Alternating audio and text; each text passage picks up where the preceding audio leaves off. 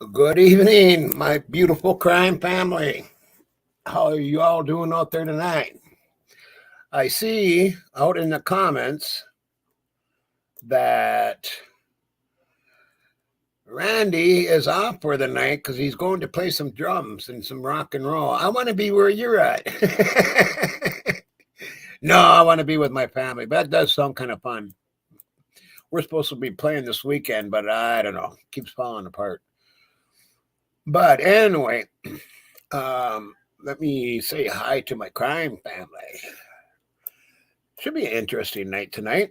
Hi, Doc Terry. How you doing, girl? Lila, good to see you. Kathy, good to see you. Glowy, good to see you. Bonnie, good to see you. Kathleen, my girl, good to see you. Nacho, my girl, good to see you. Donna, good to see you. Lulu, good to see you. Moonflower, good to see you. And uh, nice talking to you the other day. And Robert, good to see you. Debbie, good to see you. Debbie Gazzardo, Mama Five, good to see you. Um, Hope Floats, my girl, good to see you. Uh, and Karen, good to see you, girl. I haven't talked to you for a while. We need a phone call or something. Crazy P, good to see you.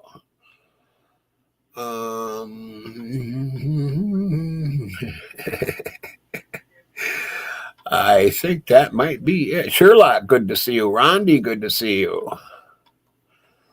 Yeah, got some people in there coming in. Love Tina, good to see you, my girl. Oh, animals are angels, good to see you. And Mandy Prairie, you're gone for the night, playing some rock and roll and some drums. Social Glow, good to see you. All right. Well, you do have something lined up. I see you guys were talking about. I was watching some of this here a few minutes ago. Where was it? What were you guys talking about? If you want to talk about that, we can talk about that for a while. Maybe after I play this video. What were you guys talking about? Where the hell is it? Oh, the pinging. The Hope Norris. Oh, good to see you too, Hope Norris. I went right by. I thought it was Hope Thoughts. um, yeah, and that's a good question there. Yeah. Was BK the only one pinged? Was anybody else pinged? Doesn't anybody know the answers? No, I do not, but I'm sure there was other pings on that phone. Um, it's going to be interesting on that case, on this case of the pinging, because I mean, there's so many rumors around right now that they were using stingrays that night that I think that's going to be kind of an interesting history. Interesting topic when the court comes up. Um, let me see what everybody's saying here. Okay, hey Terror Bear, good to see ya. Simply Solo, good to see ya. Wayne B, good to see ya. Simply Solo, yeah. Terror Bear, good to see ya. Cat K, good to see you, my girl. Sipping on, good to see you. True Killer Crime, True Killer Crime, good to see you, my girl. Uh, we need to hook up on emails. I'd really like to talk to you a little bit. Brandy, good to see you. Scorpio, good. Girl 89, good to see you. Okay, I'm gonna let this run. I know other people have hit on this since this came out, but I do want to at least talk on it a little bit and then go into a website I found on all of it, and it's a good website, and I think everybody should probably bookmark it until this case is over. Actually, probably keep it for other cases. So anyway, I'm going to put this on here. What I got.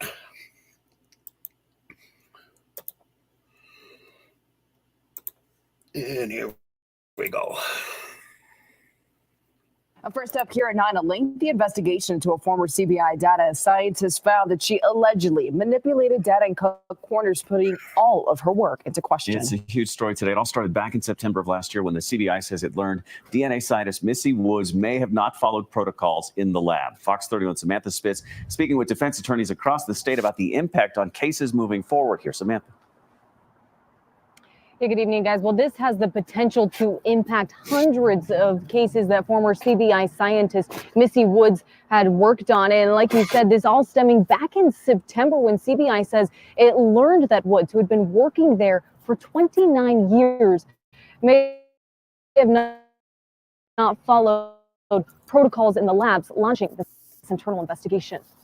Hundreds of cases now at risk after CBI says it learned Missy Woods, a DNA scientist, allegedly manipulated data in the DNA testing process. It strikes the very heart of the criminal justice system when we have science being manipulated. Science is supposed to be beyond dispute. Fox 31 legal analyst and criminal defense attorney Chris Decker says there could now be tons of legal challenges. This is a big deal. There are people undoubtedly sitting in prison right now who may have a valid claim that their convictions should be set aside. Similarly, there will be lots of individuals who are appropriately convicted, who will use this to argue that their case should also be overturned. While the review found Woods did not falsify DNA matches, it did allege she deviated from standard testing protocols, calling into question the reliability of her conclusions. Boulder County District Attorney Michael Doherty tells Fox 31 they have 15 open cases and 55 closed cases with Woods as an endorsed witness. But it's too early to tell whether any retrials will be required. CBI says in the last 15 years, 652 cases were affected by Woods, and there could be more. And now the state could spend millions of dollars just to retest thousands of DNA samples. In situations where we have powerful new science and we're funneling that science through individuals, it's only as good as the human beings that are reviewing it and presenting it. Now, Woods' attorney says she is cooperating with the investigation, saying in part to preserve the integrity of her work that resulted in true and just criminal justice findings, whether arrests, convictions, or exonerations. Now, coming up at 10 o'clock, we'll be hearing from a Denver defense attorney who says his clients could be directly impacted by this. Reporting live in Denver, Samantha Spitz, Fox 31. Samantha, thank you.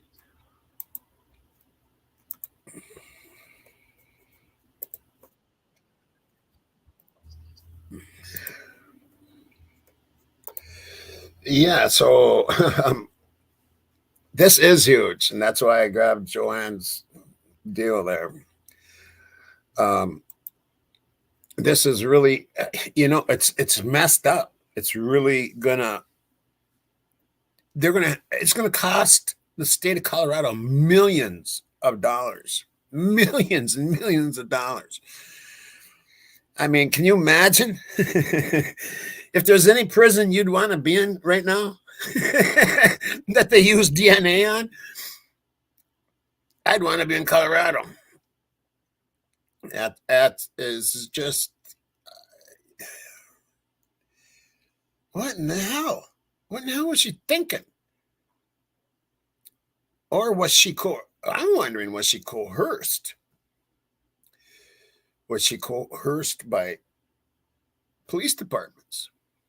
Is that going to come out? Know what I mean? That's what I wonder. What are you guys' thoughts on this shit, man?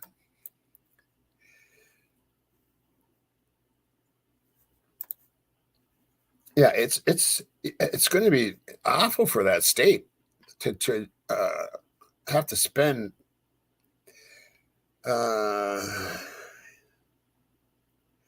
well, you guys are still talking on the pings. Did something come out or something today on the pings? I haven't even hardly watched anything. I've been it's been one of those kind of crazy days. Did something come out on the pings today or something?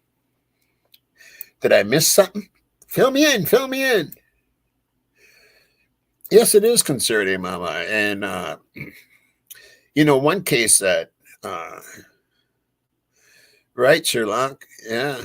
Yeah, I'm gonna be following it, and I don't even live there. It's very like I mean, 30 years. You're talking back in John Bonet days, man. You know what I mean?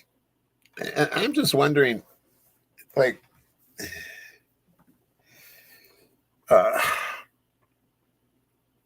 what was her motive? I mean, there's no motive for her to do this unless someone was urging her. I mean, she you know,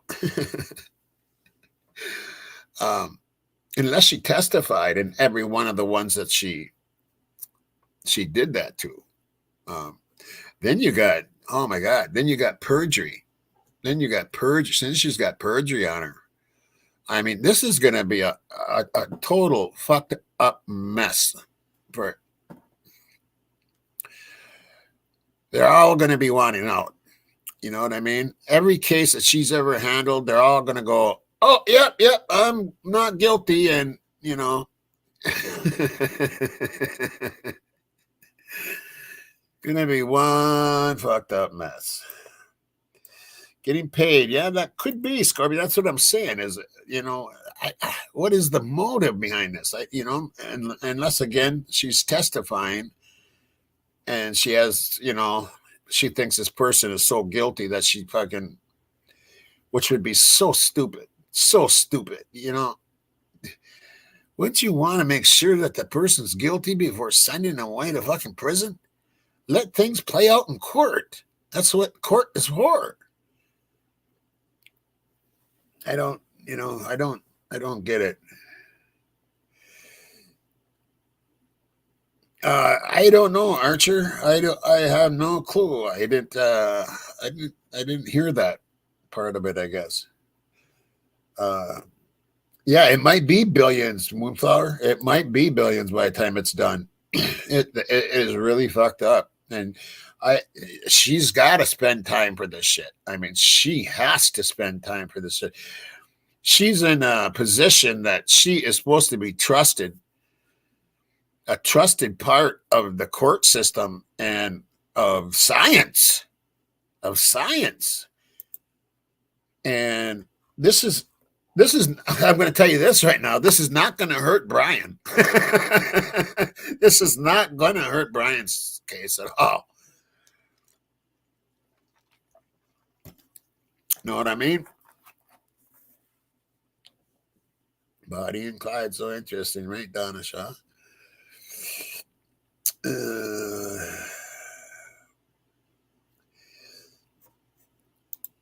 Yeah, I don't like the way they handle the court. That whole court system in Idaho is totally I'm going to try to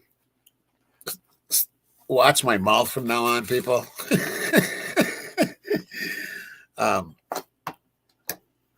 I have to. Just put it that way.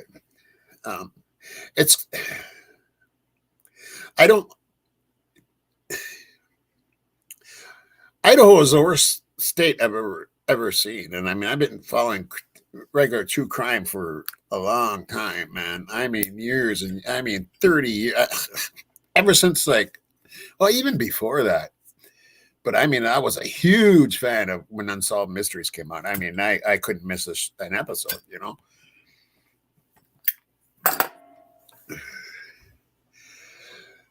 Okay, what's everybody talking about? Let's see what everybody wants to talk about out here.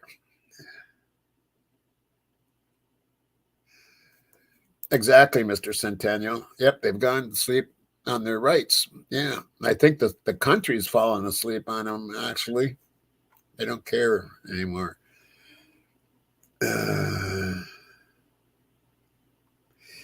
Yeah, and they dismissed the grand jury, denied the motion to dismiss the grand jury, right? I expected all of this, everything to get denied. I expect that. I expected, everybody went out and put out their things, yesterday when the last doc drop and all that. I didn't even, it was like, we're dealing with Idaho. I knew. I think everybody did, and I get tired sometimes on And I know you know that. I know you know I get tired on this case sometimes because it just seems to favor the state so much. I've never seen a case where, when I've watched, even when you watch like OJ or anything, any of the high profile cases, you didn't get the feeling that everything was the state way. I mean, you felt that there would be some kind of form of justice, which sometimes there isn't. But at least you think they'd get a fair freaking trial. You know what I mean? And I don't think he's going to get one in Idaho, period. People say, oh, it'll be okay in Boise.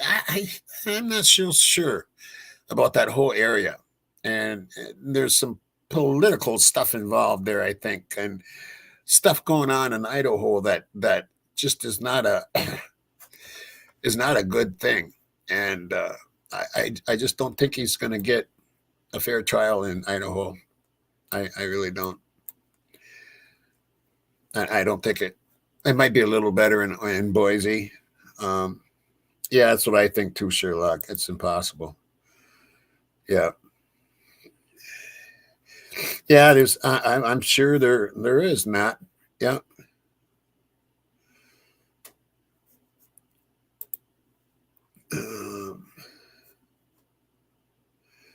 I think that judges and police must have done something corrupt in Utah to cause this time of response.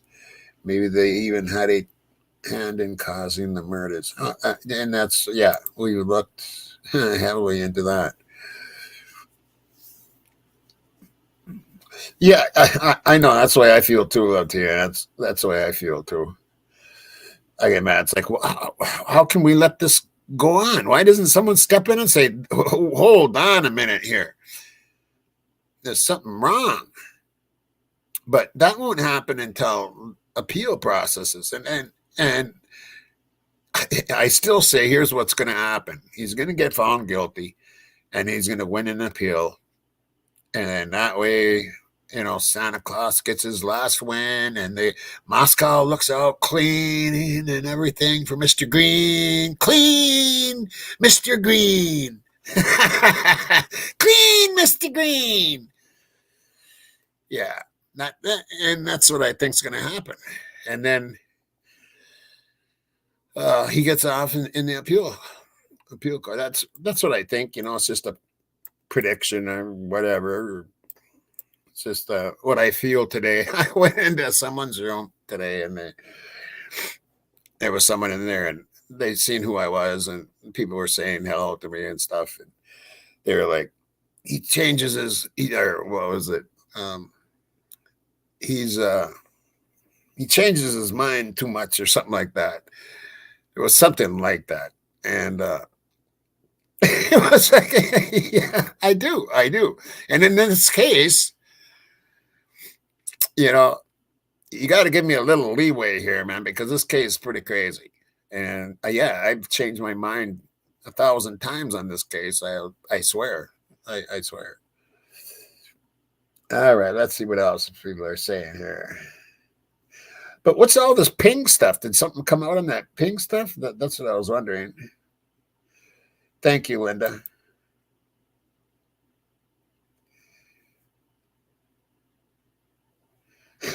Ronnie. Yeah, this isn't the series. This isn't a series video. I don't think that's out until, I think we're shooting for Monday, I think. Yeah.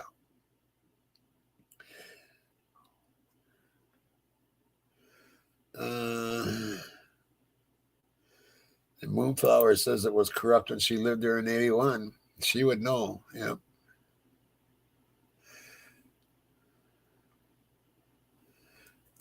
Right on, Nat. Oh, God. No, I don't remember that, Don. Does anyone remember a song called My Own Private Idaho? No, I don't remember that one.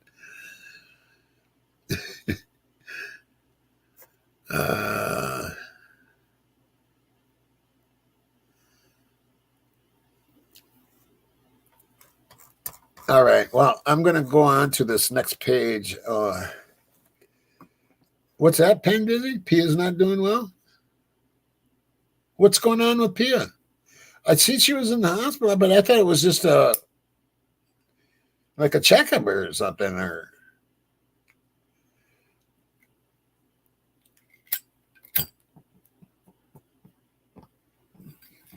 prayers out to Pia. Yeah, I'm gonna have to check on that when we're done with this here. Yes, lots of prayers to Pia.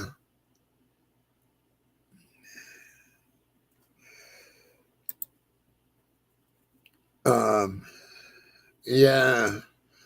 Geez, I got to look up and find out what's going on there.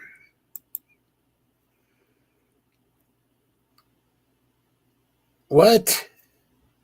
You serious, Lulu?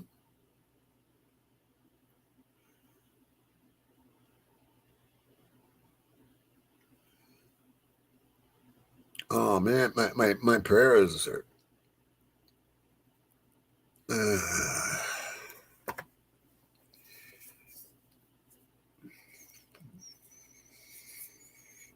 Yeah, I'll have to do that, Brandy. Yeah. I haven't been, like I said, I haven't been on hardly at all. I did see something like, well, I see the pictures of her like in the hospital, but she didn't sound like anything was too wrong or anything. And that's the last I seen, and that was like yesterday, I think. Hey, 1111, how you doing, girl? Good to see you. There's my voice I want to marry right there.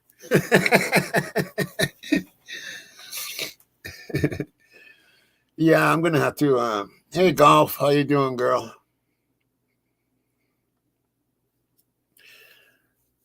I got.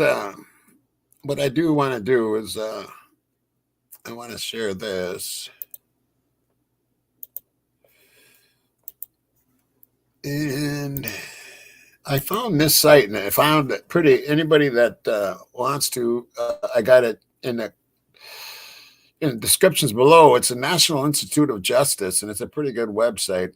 And talks about the wrongful convictions and DNA exonerations, understanding the role of forensic science on this article here.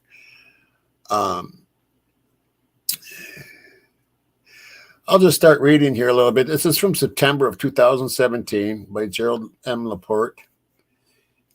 There's a, all right, okay, never mind. One of the greatest tragedies in the criminal justice system is the conviction of a person for a crime he or she did not commit. Erroneous convictions can have immeasurable consequences for exonerees, original crime victims, and families. Additionally, they may also have long-lasting negative effects on the witnesses, investigators, lawyers, judges, and other criminal justice professionals involved in erroneous convictions.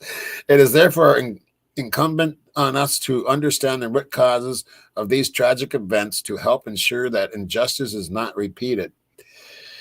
Wrongful conviction cases have been associated with various causes, which will be discussed throughout this article. However, we specifically examine cases that included forensic science as a contributing factor. Our analysis reviews publicly available data on, and there's that word again, erroneous, it's not clicking into my brain, convictions, and then presents a summary of the cases that have cited forensic science as a potential factor. The goal is to identify what we can learn from these cases to help mitigate the potential for erroneous convictions when forensic scientists perform testing, interpret results, render conclusions, and testify to their findings. During the analysis phase of this study, some inconsistencies were identified with respect to information that is generally available via websites and publicly accessible databases. Also of concern, there is a lack of understanding and reliance on formal research studies that are generally based on a robust experimental design. Robust experimental design? Also concern there is a lack of understanding and reliance on formal research studies that are generally based on a robust experimental design. That's kind of disturbing. There will undoubtedly be debate as to the ultimate impact of forensic science in many of the exonerations reviewed. See, this stuff is already going on. This stuff is, you know what I'm saying? They already have problems with DNA. They already have problems with DNA. Thank you, Moonflower, for putting 111's. Put anybody that's out there, put their links up. And the links to the one that I've showed so far is down in the descriptions too. 111, that was I really liked. I was there for a lot of the time, but I had to make one quick run. But yeah, I really liked your video today too. Yeah, you're rocking over there, girl. You're totally rocking 111. That's awesome.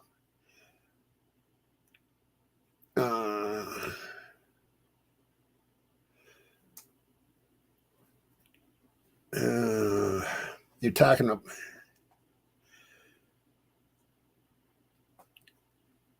Yeah, I'm kind of worried about Pia. You guys got me worried about Pia. Bubbly was in 111's today, and I've been talking to her on the phone, texting on the phone. She's, okay, but she's had some problems with some people, and that's all I'm going to say on that right now. If she wants to talk about it, she will do that. Okay, Scorpio. If Anne is on the ball, this case has so many holes from the start. Unless they have him on camera and in action, he could walk. Tainted, unsecure scene, poorly processed MPF's history isn't stellar. Yeah, I agree with that, Scorpio. And he could walk. And what the bummer would be is if he is guilty, and we can't let go of that either, because we don't know. I mean, from what the information that we have, it looks like he might not be, but we haven't heard everything yet. And like somebody said there, we don't know what they have in video. We really don't. They don't act like they have anything really that damning or anything. Yeah, me too, best of me. Yes, me too. Bubbly, if you're out there, I want you to see that.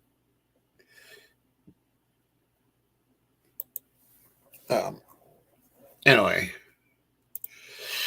so there will undoubtedly be debate as to ultimate impact of forensic science in many of the exam. Did I do this already? That's my presented trial.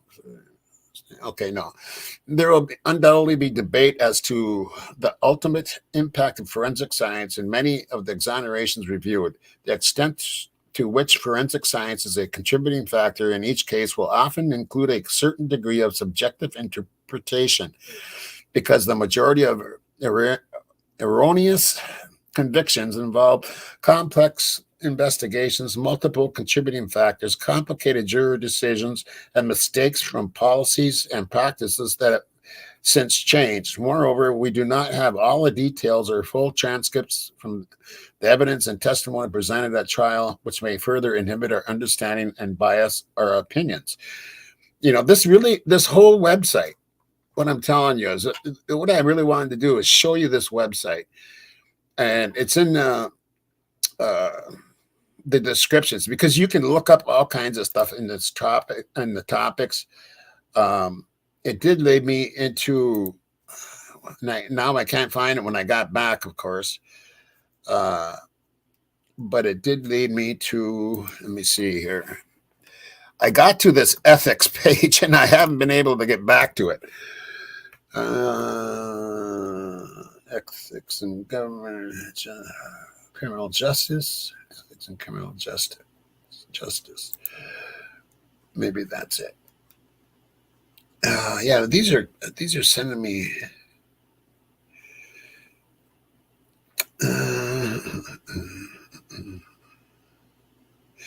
Well, yeah. See here, look at they have all these articles, and 1111. This might be a site that you might be interested in looking up. It's in the descriptions.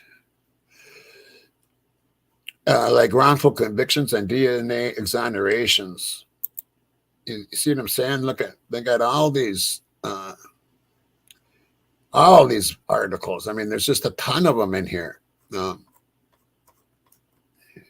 And then they go on like here. Look at here's Steve Avery. Here's a case, the Stephen Avery microscopic hair examination. You know, there's going to be a day where where Kohlberger's name is probably going to be up here. You know what I'm saying? But you can look up cases in here, and you know, you click on the case and Stephen Avery. Oh, is it? Or no? Maybe you can't click on. Thought you could. Oh, they're just listing them here. Oh, they're telling what? Yeah, innocent projective forensic narrative, microscopic hair examination. Anyway, I wanted to show that. Hey, what else do I got here?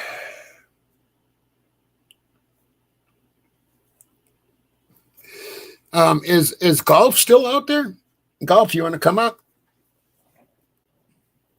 111, you want to come up?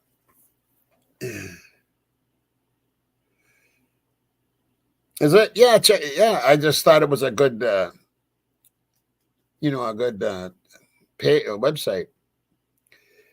But what I wanted to find, I'm having a hard time finding now. And I went to town and stuff, and I closed it down, and I come back, and I have a hard time finding it. Okay, I'll give you the link here, girl.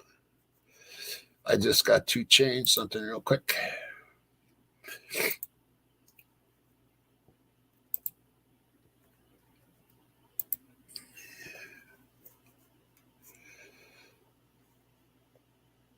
And I'm getting there.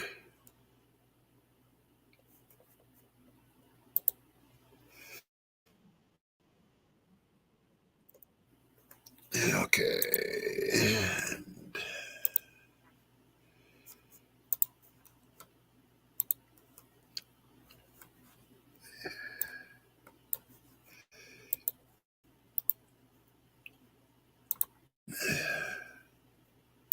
And that's for Golf and for 1111. If she wants to come up, if you want to come up, 1111.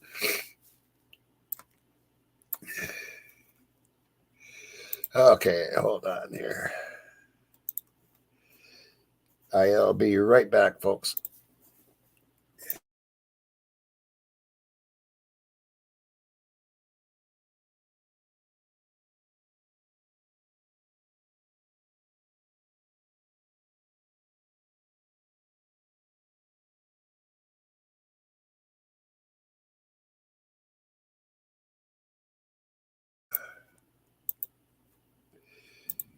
Hey, Golf, how you doing, girl? Hey, I'm good. How are you? All right.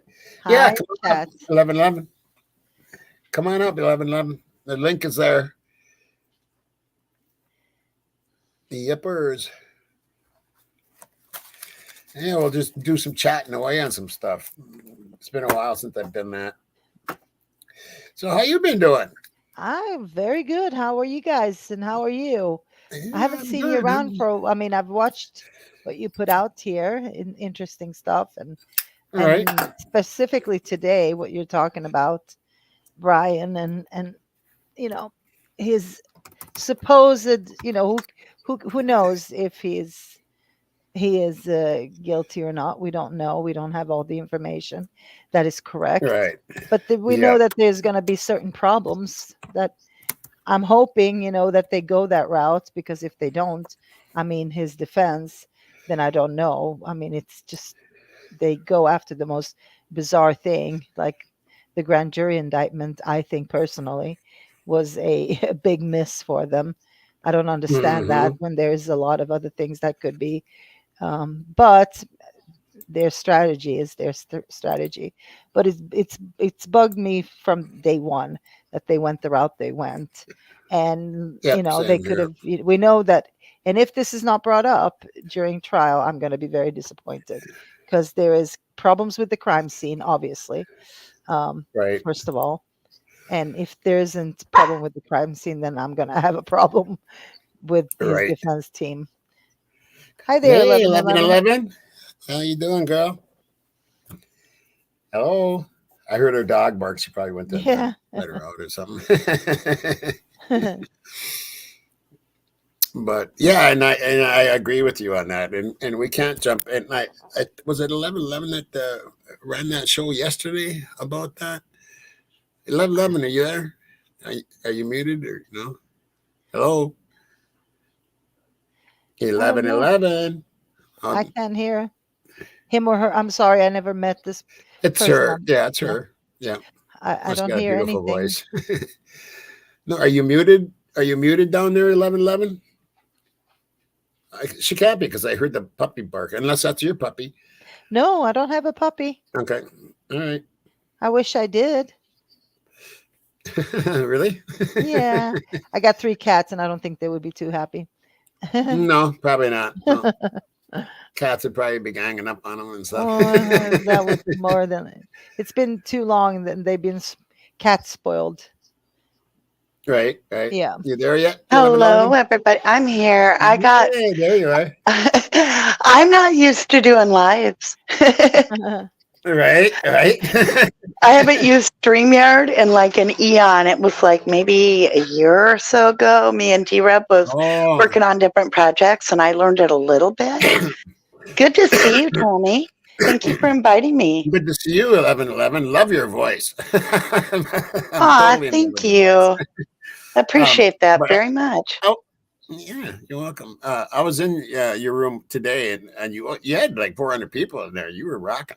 Whoa. And yeah, that was good. And it was good. And you've been putting out good content. And I think it was yesterday's that you went into I'm playing the guilty, the guilter. Was that yesterday?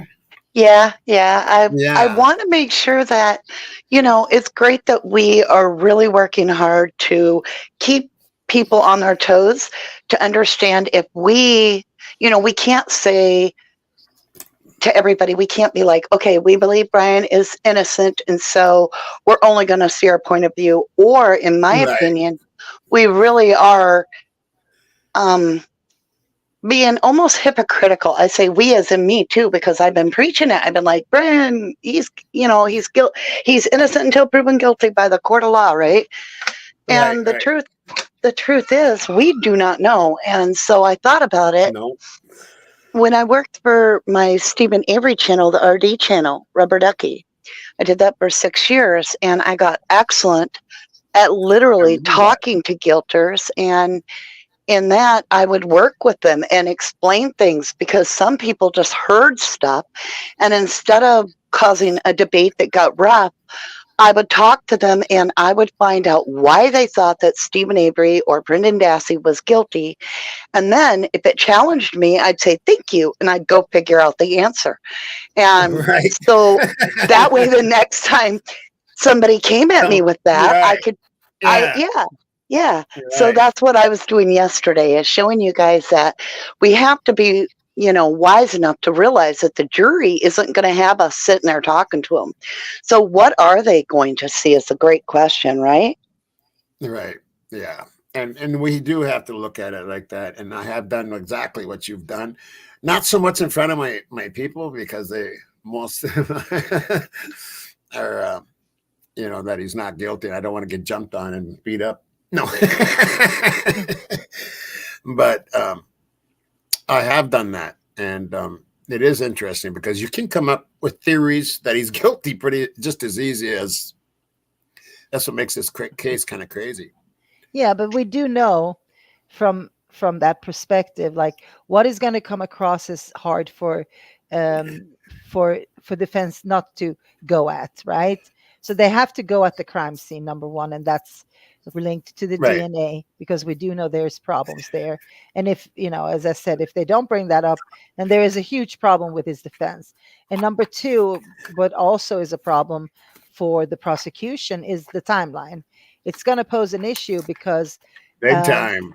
it's going to, the way that they wrote the PCA is a problem in itself. And so if they don't go on that, and then of course the wrong car going the wrong way at the wrong time situation that they talked about, and so those are the things that they need to go after, and if they don't, I see a huge issue.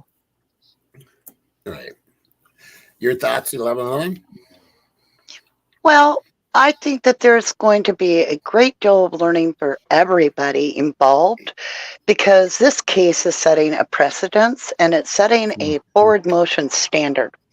So in the wrongful conviction cases that I have studied, which I believe are wrongful convictions, some people disagree, and I totally respect opposite opinions, and that's great. But in my humble opinion, in the cases that I have seen that are truly like multiple people, millions of people are like, that's wrongful conviction.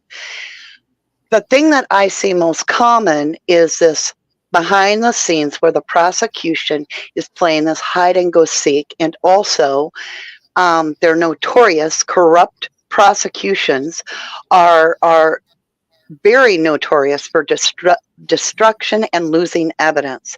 So I'm very much worried this early in the game that they're trying to shove down the throat an excess amount of data into the defensive side. Yeah. And it's almost as if, they're playing this game like, here's the hide and go seek part. So I'm waiting for the other shoe to fall and them say, oh, we lost the knife sheath. We only had the results. So one thing I would also ask is, why in the hell would Ann Taylor not say, well, we want to test the knife sheath, regardless of if you found DNA on it and it's all gone, whatever, why can't we test that knife sheath? So those are my thoughts. Right. What do you think, Tommy? I agree on that. Yeah, and there's many things about this case that you're talking about. There's many levels of it, actually, and I've been saying that all along, is they're shoving this right down our throats, and they don't even care. It's like they don't care who sees that they're shoving it down everybody's throats. You know what I mean? They don't. It's like it's so blatant. It's messed up. I have a thought on what you just said, 1111, and that is the point. Yes, what I'm looking at right now is the defense trying to first clear up the point of how did you get to his DNA? How did you get to him? Because according to the PCA and according to everything you sent us, it doesn't really link him, right? So they're playing that game, and then I don't know if it is something that they do commonly by law, that okay, can we test the DNA ourselves? Because it seems like from the latest hearing that we heard, I don't know if that's what Judge was meaning when they said that they wanted to do all the testing themselves, which either seems that they're doing it, or he said you can't do that, something like that. I'm just like, that came to my head when you were talking about it. So I don't know if that's standard practice, that they would allow them to do their own testing on it. But if it is, I'm sure they're doing it with their own investigators. So, but I can see the game that they're playing, first of all, is to like, how did that DNA come to Bryan Kohberger? How did you link that DNA? Because he wasn't in this system, he wasn't in that system. See what I mean? So they're doing that part of it right now. Does that make sense? Yeah. No, it doesn't. No. Because I'll tell you my theory on this. Okay. They didn't even use that method. So they thought that everybody was dumb and that they had a bunch of farmers out here that have never heard of DNA really and think it's absolutely reliable, that don't have any understanding of it. And they're just a little tiny county in the middle of nowhere, really. in between some big cities. And I think that they counted on really ignorant people. So then they laid their game plan, and now we're like, show your work. We're familiar with this. So one thing I've continually asked, and I don't know why in the hell, I want to grab Ann Taylor by the hair, turn her face to me and say, listen to me, lady. We know about DNA. We know that there's 13 loci that are required by FBI. We're not talking, you don't need to give me 18,000 zeros. It doesn't matter. Exactly. That's like saying, okay, let's say that your child got a B on their report. Okay. I wouldn't come to you and go, well, your child got a 7,000 % of passing this course. I would say he got a B. We just need to know how many loci match out of 21. 13 is what it used to be. 21 is where it should be, and it needs to fall in between there. Why are they not using mitochondrial DNA? That's a big problem, because that you can trace. The father's DNA doesn't work like the mitochondrial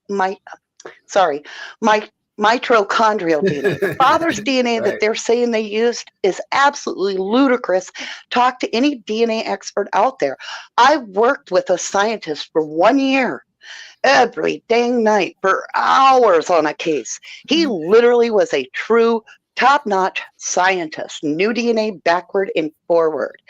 And he taught us, this little group we had, so much about DNA. And one of the things he said is they will absolutely tell the public some godforsaken number that is untangible and say it's that much of a match, instead of saying there were 13 loci, when we know that that does mean high probability. But if it's any lower than that, we have a big problem, and they could still be using those numbers to obscure the truth.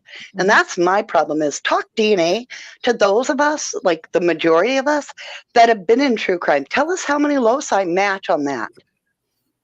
But don't you think that they're playing this game they're playing right now just to force this information out of the prosecution? Quite honestly. Yeah. Maybe, maybe. That's what I'm saying is like that. She knows that they can't use it. She's willing, like I'm 100%, sure that she knows that they can't use it, right? When they say we're not going to use it, well, then how the hell did you get to Brian? If you're not going to use that, how are you going to get to him? Like, how are you going to point him out? And so I'm saying Anne already knows all this. I'm sure she's aware of I'm not an expert in DNA. I'm just saying, like, the game she's playing is get as much information out of them as possible. Get all the information if possible, right? So here's what they're doing, though. Here's what they're doing. Here's the prosecution. They come in with 81 terabytes or whatever the hell it is, 51 terabytes or whatever. Yeah. And it's nothing is organized. They're going, plop, here you go. Mm-hmm. We found the evidence. Now let's see if you can. Yeah. They don't say, here is the piece of evidence that we have. Correct. We spent so many hours, and here's what we got, and here's the files. They're not doing that. They're giving it out to her and saying, here you go. Have fun. You are so right, Tommy. You get a gold star. Boom. That's the biggest problem. I love you, girl. That is the biggest problem. Listen to me. Gold star. I love you guys. I want to tell you a little something. So during the pandemic, they sent all the kids home from school. We all know that. And so the school got together the kids' work, right? I have 2 sons in school at the time. They're in high school. And they told me to swing by the school wearing a mask. They'd come out to the curb and give me the bag, right? So they hadn't figured this out for the first month. And so there was a lot of work built up. And they sent it all home with me with no school books. And I had a stack of 1 inch of paperwork. And they had not put neither child's name on any of the paperwork. They did not have the subject. They did not have the teacher. And I literally threw it in the damn garbage and called them up and said, get organized. There is no way in hell that I'm going to spend the next year as an adult trying to figure out what class for who. And I gave my kid that assignment and he was like, I've never been in this class. And I'm like, what? I said, so, you guys are just truly not wanting these kids to successfully go through this. And that's what exactly the defense is suffering from, is this, like, if you look at the sticker gate, give Tommy a like on the DNA button. Put your DNA on the like button. Okay. But I do want to say this. Give us a 1 if you believe that there is something wrong when Ann Taylor says the audio is disconnected from the video. And then tell me about Stickergate. Yeah, because it's Stickergate all over again. That's what they did. And it's the first 2 responders that are in the Idaho 4 are the ones in Stickergate that are accused of saying for 1 year there was no footage of them interviewing a minor without representation of a parent or a lawyer. And then after a year, these 2 that are the first responders in the Idaho case allegedly in court came up and was like, well, we do have the video. So they gave the video to the defense, and the defense says, where's the audio? It's just a video. We can't hear what you're saying. And they're like, oh, yeah, we don't have that. Yeah, that's just, isn't that something? Mm-hmm. That's just, it's crazy. And that's what I mean. They're ramming it down everybody's throats. And I think they really truly believe they're going to get away with it. And they might. Yeah, but what are they sitting on that we don't know? That's a good question. In my opinion, 0. But there's always that slight chance. Yeah. There's That's always what I'm that afraid slight of, is like they're sitting on something that they're holding back on, and they're playing into this game. I mean, like, they're doing their part, right? But If they we're wouldn't, looking at they wouldn't be dickheads, would they? I mean, if they had something, they wouldn't be going, we got something and we're going to hide it from you. And they can't do that, for one thing. They have to give it over to the defense. Yeah, but they can do it the last minute. I mean, everybody does it. I've seen cases where they do that, like, oh, we just found this, so that does happen, unfortunately.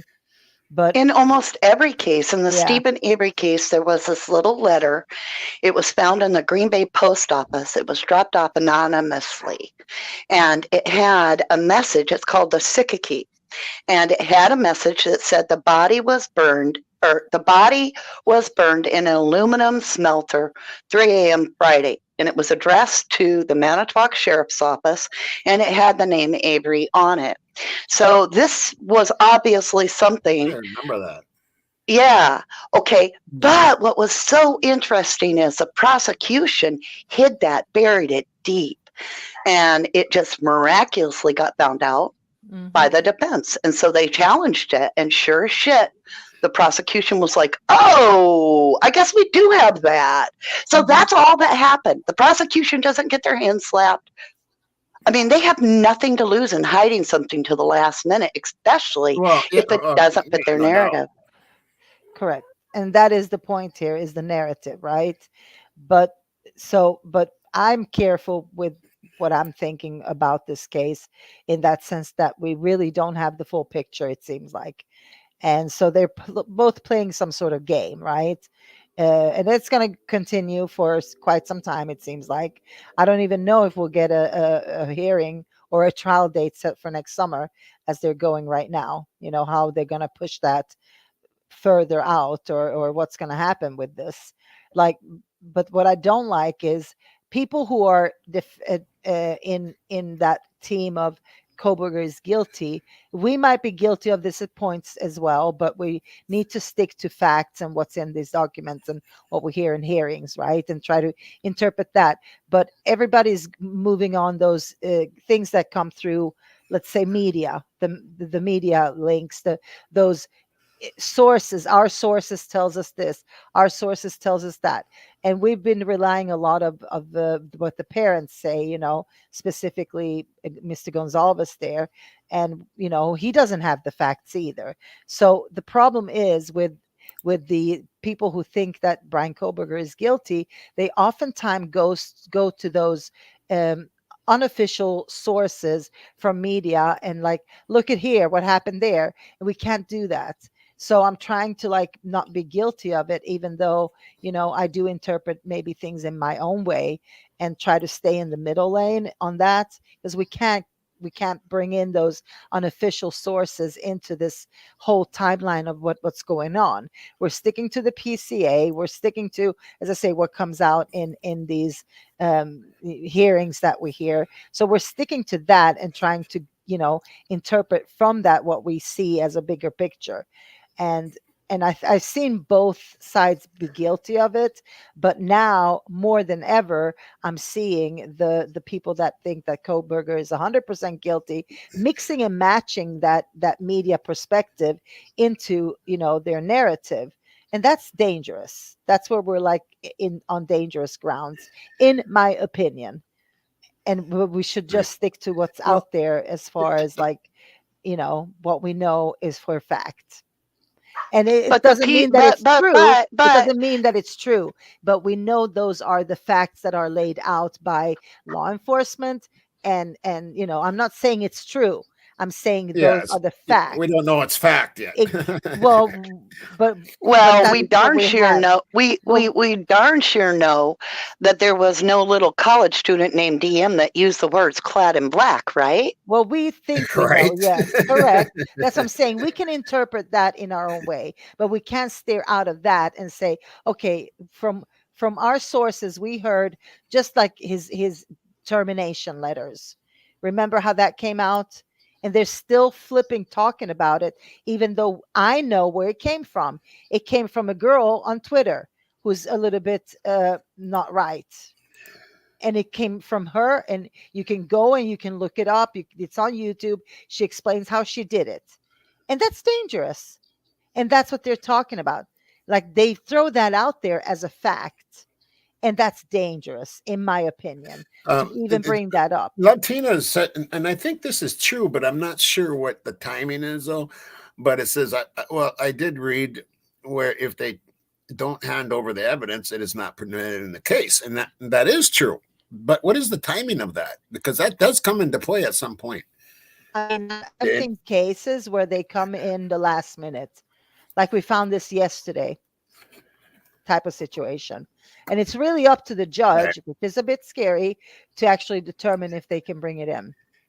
What 1111? What's your opinions on the judge? Dirty. I feel my true opinion, you guys, you don't have to agree with me. You don't. But they're all University of Idaho graduates with alumni. And when you do your research, they graduated. They probably, I'm just saying, in my humble opinion, they probably even knew each other. They've worked together for years. Bassett and Taylor. Yeah. Any public defender, any of them have had to walk both sides of the coin. And in fact, they've had to work with the prosecution on the same team in other cases. And so what we're really looking at is the home team there is all inside that courtroom. And the only guy that's on the outside is Bryan Kohberger. Bryan Kohberger. So I know. When you've got that's the vandals. That's scary to me. That's what's scary to me right there. Exactly. When you have vandal mentality, and why choose the name vandals? We've all wondered, right? Why choose the name vandals? Right. Vandals is an act of defiance against law. So when we really look at that, my humble opinion is Bryan has no chance in hell. That's my personal opinion, and I've said that from the beginning. Absolutely right about that. But here's a scenario where I think what's happening, or possibly could be happening, or at least I would hope. There are plenty of lawyers that already reached out to Kohberger, I am sure, because, you know, they will do it pro bono for him. I have a feeling that there are lawyers out there willing to, you know, pick this up because it's going to make them a big name, right? Oh, no doubt about it. Oh, yeah. So yeah. I have a suspicion that maybe Kohberger could be clever enough, if he's clever enough, I don't know, that he's actually letting Anne steer the boat for now, trying to get as much as he can out of the prosecution. And boom, he can change the lawyers whenever he wants to. He can change them if somebody comes along. And I sent him a letter stating to do just that. And you're not the only one. A lot of people are. And with the lawyer. Yeah, I have a feeling. No, I mean, like, I'm sure a lot of people are. I don't know, but I'm sure a lot of people are. I did. Just I as sent I'm them a sure. letter. Yeah, I sent them a letter and told them yeah. that I told them the lawyer's name and address, and that lawyer's Mhm. interested in all that stuff. So yeah, It's you sort never of know. clever if you think about it. It's clever to do it that way, you know. And maybe Anne is aware Mhm. of it. I don't know. I have no idea. I'm just saying that would be, a way for him to go is to get a good lawyer, like a private lawyer. And he might go that way. He might not. I don't Well, know. one thing that might save Brian there is that this is a huge case for Ann Taylor too. It is. It is. And This could set her in her own sure. And firm, going, and you know what I'm saying. This could yeah. skyrocket her career big time. And going back to what 1111 pointed out earlier about crooked, prosecutions, and there's plenty of them in Idaho, by the way. There's actually Yeah, one lady, I saw this video. She's fighting a crooked prosecution in Idaho, in the state of Idaho, and she's really. won a lot of cases. And I wish I remembered her name, but you can look it up. There's video Send of me an her. email on it. Send I me an hope I email can and find it I'll run again. a show on it. I'll run a show on it. Uh-huh. That's a show, right? 1111. That's a show. Yeah, I mean, it's a big deal because it is happening in Idaho specifically. Because I is. came across this one video and I was like, wow. And this one lady is fighting and it's in a different county, if I'm not mistaken. But I don't know if she does more than that, those counties she's mentioning in that clip. But I'll try to find it again. It's been a long time now since I saw it. 1111 said something earlier, and she had asked me a question, and she had said something. You had said something 1111 that triggered my mind. Going, oh man, I'm going to look this up, and I'm thinking about it right now too. Yeah, because there's a show there. Yeah. What are you talking about, Tommy? Well, okay, I'll say you said something that triggered my mind into going, I wonder how many dirty things have gone on with Bill Thompson as a prosecutor. I would love to look into all his cases. Now that, It would be Boy. teamwork, man. You'd have to have somebody help you. We'd have to do it together, Tommy. all right, let's do it together, girl. Because I Hey, have a feeling, you got my email? there's some juicy stuff. No, I don't. No. Okay, I'm gonna tell it to you. It's real easy. No, I share this with everybody. I share it with everybody. This is for anybody that now I do ask you, please save your theories for the comments on Tommy's. Okay. But if for some reason you're like, okay, this is unbelievable, send me it. It's Rubber Ducky. Okay. Just like all one Rubber word, Ducky? Rubber Ducky with a Y. Yeah. 2000 lowercase. It don't matter. Rubber Ducky 2005. You've got to add the 2005 because that's how long I had that email. Right. And it's at Yahoo. So I'm going to sing Yahoo? it so Okay. you remember it's Yahoo because everybody puts Well, I'm Gmail writing and a they're like, private I can't chat, get it so I know through. it. Okay, I'll have to figure that out. Chat. I think I It's got off it. to the right. Off to the right. Chat there. with everyone in the comments. It's right there. See the private chat on the bottom? Oh, I do. Okay. That's for us. That's for us. Yeah, I'm uneducated with this stuff, so thank you. Well, maybe you won't be so much after this. And do you got You're StreamYard or teaching no? me What do What's you that? do live? What do you do live with? A really amazing computer now. But for those of you that are like, I'd love to be a YouTuber, but all I have is my phone. I used my phone for 6 years on the Stephen Avery case, as well as my computer. Yep. Wow. And it worked great. I had people in the beginning. Bubbly does. Yeah, Bubbly uses their phone all the time. Yeah, I had people when I started the Stephen Avery case in 2016, when I started working on my channel, the first 3 months was everybody was making fun of me, literally, that I'd watch your Rubber Ducky stuff when you're on the Avery. Yeah. Because I was really heavy. I was really heavy. I mean, it was before I had a channel and everything, but I watched true crime all the time. And the Avery case was on top of the list there for quite a while. Me and you could have some seriously deep conversations. I've been bet we boots could. on the ground in that case. I've been to the locations they're saying this stuff happened. I went and stood in the exact location that Zellner, the post-conviction lawyer, believes that Teresa Halbach was killed. And we found some big problems with that. Like, okay, so one thing we found out in that case that is something you should always know if you're a true crimer. We learned in the Stephen Avery case that asphalt covers up scent and dogs cannot get past it. Right. So let's say somebody runs across the road and they pave it in between.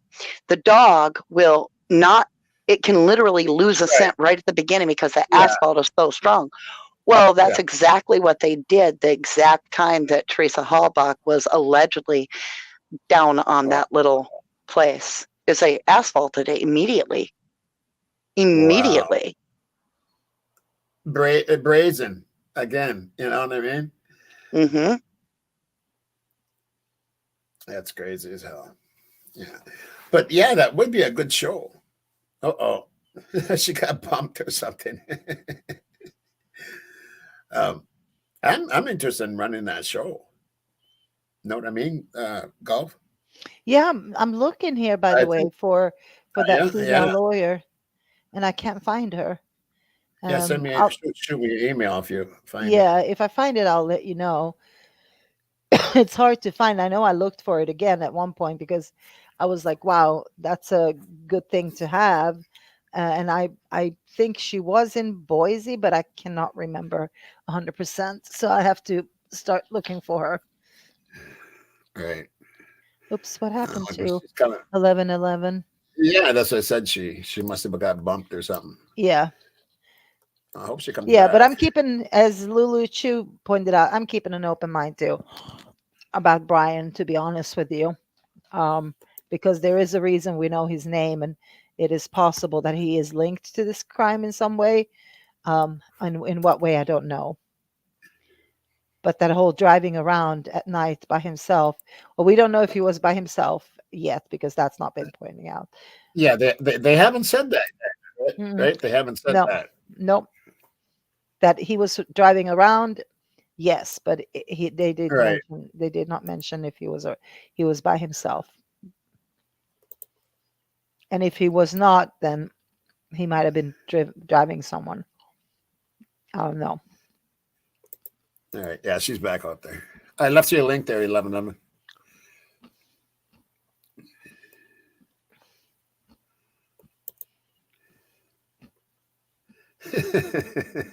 That's funny. Hit the wrong button.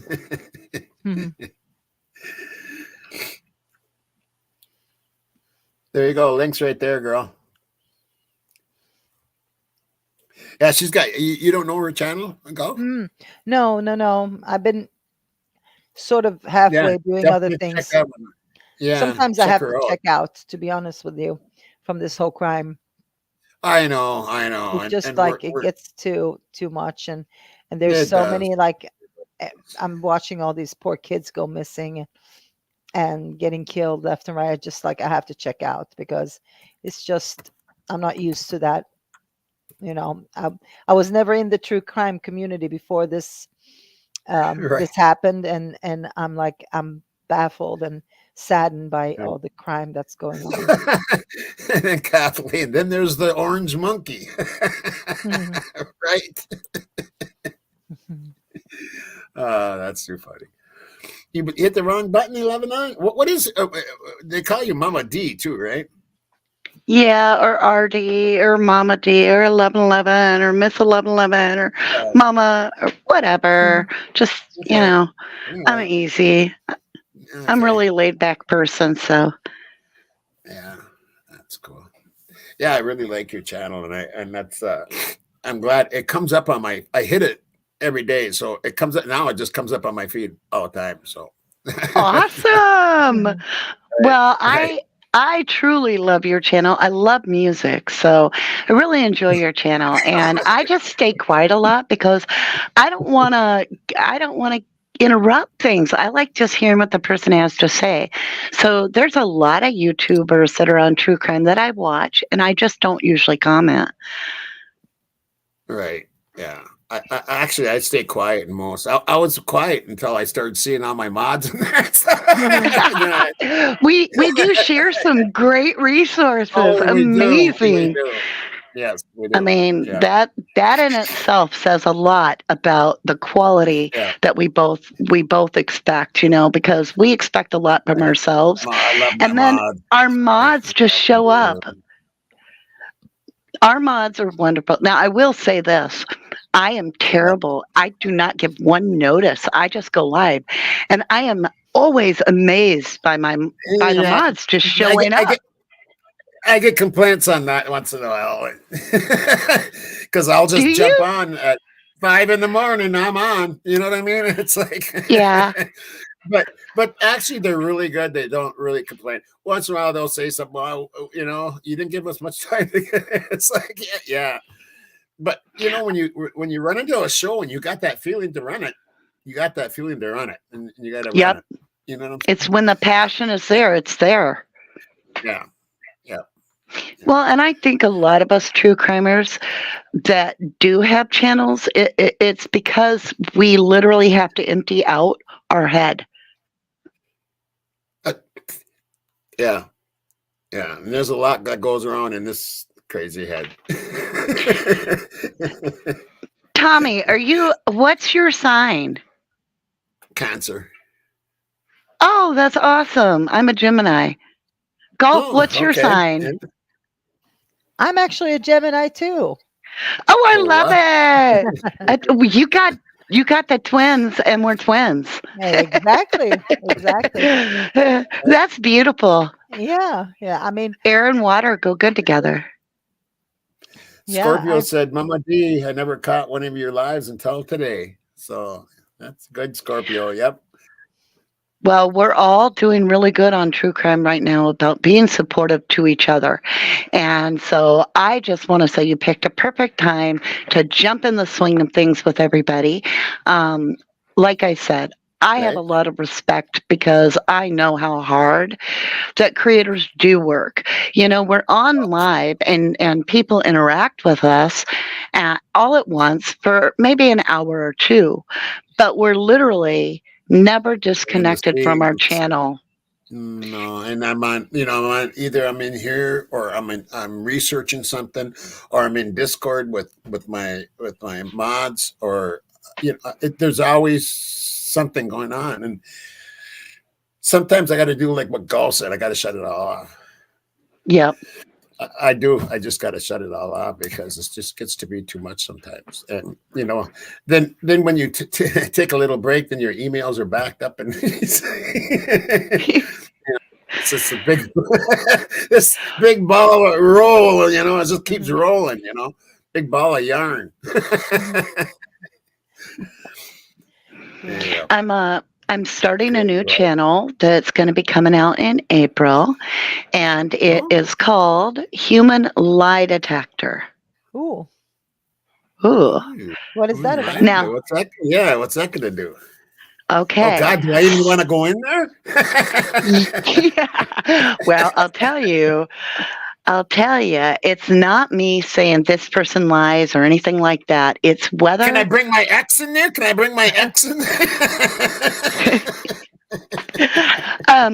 But what it's really going to be about is there is a lot of ability when you've learned to discern, and you've been around extreme narcissists in your life, and now they're sitting in prison. But anyway, once you've gone through a relatively harsh view of life because you've been put through a lot of tests, you get to a point to where you have to discern, and you have to do it in a serious way. And then you mix that with true crime, and you start doing a lot of courses and a lot of research, and pretty soon you're like, wait a minute, why did that person say that, right? So what I'm going to do is I'm taking the basis of involving us into this idea of asking the questions. Okay, so when you look at the Maddie Soto case, right? We're all familiar with Madeline Soto. All right. He's got 60 new charges. Some of the words that were used were that these 60 new charges are unrelated. So the word itself is what I'm focused on, is unrelated. Are they saying it's unrelated to what? Unrelated in the sense that we have other victims? I mean, so in a sense, the wording itself, even without any body language, even just written in an article, we need to learn that words matter. And people use specific words because they have their brain computing, what is a word I want to use right now? And a lot of people will even be like, well, it was red. Well, wait a minute. And they think that isn't the word, and they'll actually think it through. And so when we look at these people talk and so forth, we can get a good grasp of what their first initial word choices are. Then pair that up with extreme, not like, oh, he looked down or oh, he blinked twice, but like he didn't do anything during the whole interview with his eyes, except for this moment where it went this way. So it's really gathering it all. And in the end, I give my opinion if this person is someone I believe or I don't believe. Wow. That protects me legally, right? But I'm going to be breaking it down and see how it goes. You know, I mean, I do know I'm good at it. I'm extremely good at it.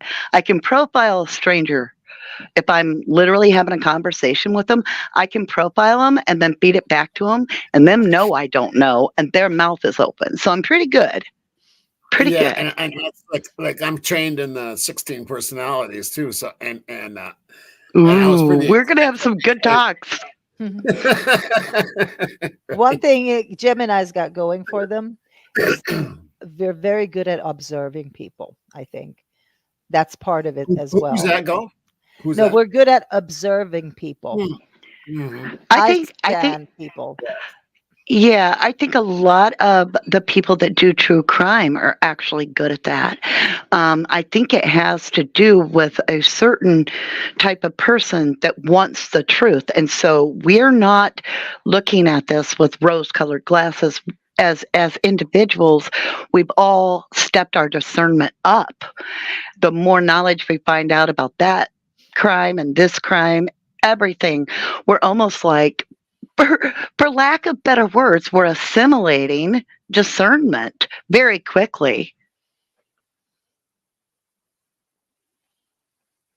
Oh, did I lose you guys? Oh, No, hon, no? I'm here. Okay. We'll cover for Tommy for a minute. So you're very good at discernment. I can tell because of the way you're talking about the case. I can see how you can keep a very impartial view.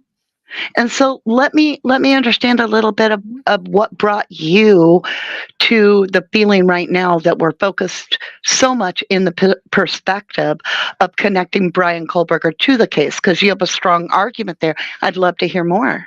So you want to know what I think about people who are having him as guilty, or why are we focused on proving him not guilty? Is that what you're talking? I want to understand.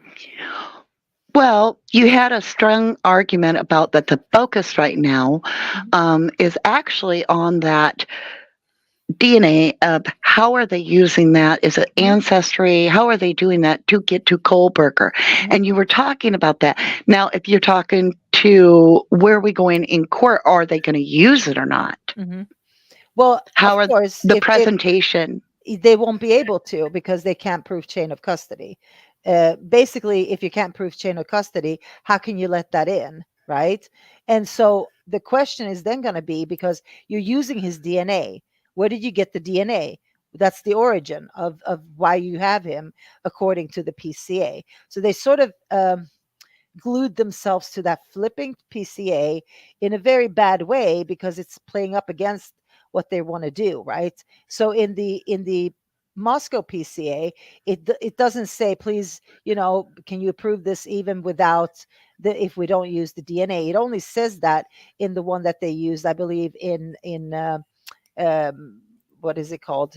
The next door neighbor town. Sorry, it just flew out of my head. Pullman? Yes. So in the Pullman PCA, they actually specifically named that can you approve this even though we might not use the DNA, right? And I don't think it was in the one where he got arrested up in Pennsylvania either. It was only in the Moscow PCA that they left that DNA portion. And so, but it's still in there in the Moscow one, which is the one that, is the big one for what we're looking at right now, right? Because that's the official big PCA that they have him on. So regardless of the one that they used in other two places, one was for going into his apartment, his student apartment and all that, and then the one in Pennsylvania was to basically just go in and arrest him. So it's the Moscow one that's valid. So from that point of view, how are they going to use any DNA, regardless of if it's his dad's or where did it come from, how did you get to Brian? So you can't use it, right? So that's where I get stuck on this, is they're not going to use it anyway, but I think there's a strategy behind why they want to, the prosecution to be like, oh, well, we're not going to use it anyway. Well, you're going to have to tell us why you're not going to use it, because you can't. And it's that simple, because they can never prove they can't prove the chain of custody because they got it in a way that's not technically legal, right? So that's where they get stuck at. And that's where I get stuck at as well, even though I'm not a DNA expert. And that's just the DNA portion of this, but it clashes with what's in the PCA. In my opinion, it clashes with what's in the PCA, because, if you get to Brian in that way, then how did you get to Brian if you're not going to use the DNA? And that's Right. a problem, correct? So that yeah. might make them flub up. That's going to be a problem. That I think, for that them. is a problem. They put that much information Right. into that PCA, and so they tied it in a specific way. And that's what I said. I think the same thing they did wrong was to tie themselves so much into the flipping timeline on that PCA, and that's also going to, come back and haunt them. So if they have the right person, let's say, then these things are all, for lack of a better word, messed up. These things are all messed up. So, but could they not do this? Because this is where I think they're going to go with it. To cut to the chase, like, this is where I think they're going to literally try to push this through with nobody even blinking an eye, but we will. And they'll be like, what? There are people watching? I think they're going to say, we did a swab on Brian's cheek. And it doesn't matter how we got to him, because that swab with his spit on it matches the DNA that we're finding on this sheath. And I don't think it matters. I think that's what the prosecution is going to throw out at everybody. And so the big question is, and this is a big question, are we wasting a lot of time when it's not going to matter in the long run? Because they're not going to say, how did you get to the answer? But if you have a question of 1 + 1 = 2, do you really need somebody to show their work? I would say yes. You would say yes. Is the prosecution even going to bat an eye? You have Judge John up there. He literally can't understand. Yeah, he can't even understand when Ann Taylor is telling him that the audio and the videos are disconnected, and that the cards were all the same picture on the backs, and that it's 52 pickups times 1,000 decks of cards. And he laughed about that. Yeah, but that doesn't hold. So basically, yes, you can take a cheek swab and say, okay, that's him. But it doesn't matter. It's the same method. It doesn't change what they did. It doesn't change how they got to, him anyway. How they got there. That doesn't change the fact that, okay, we got him through what they're trying to do is sweep under the rug how they got there. Yeah, that's so that's we the got way I it look through the at it. trash.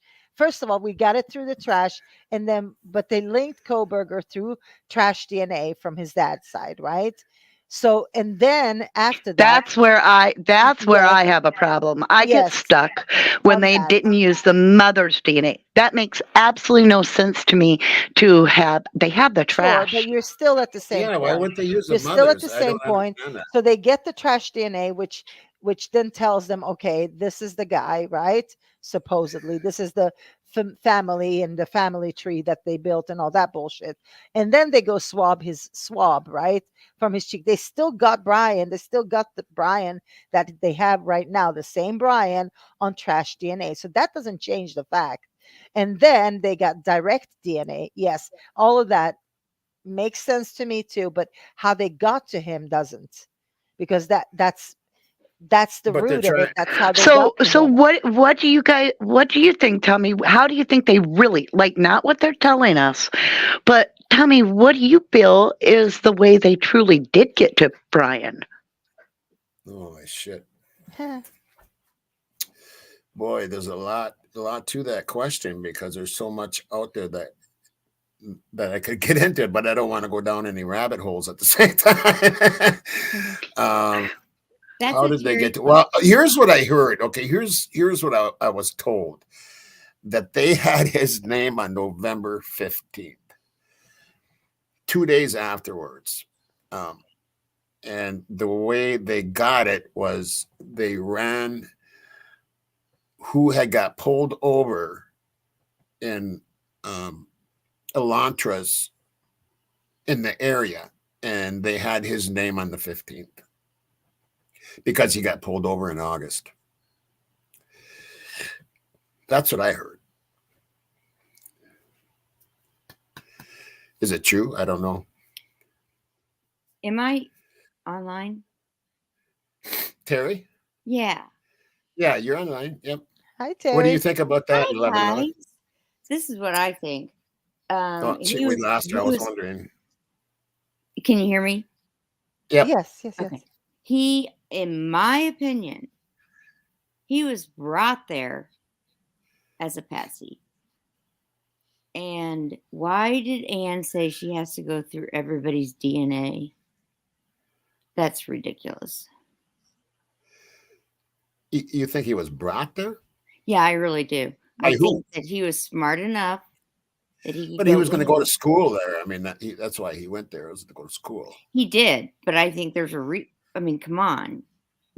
Are you telling me there's not any more schools between Well, Idaho? that's true. Everybody's kind of wondered how he picked that school, but they do have a really good criminology department there. Well, I mean, I went to Mizzou, and I they don't have know. an incredible journalist teaching. Kent, right Uh-huh. here.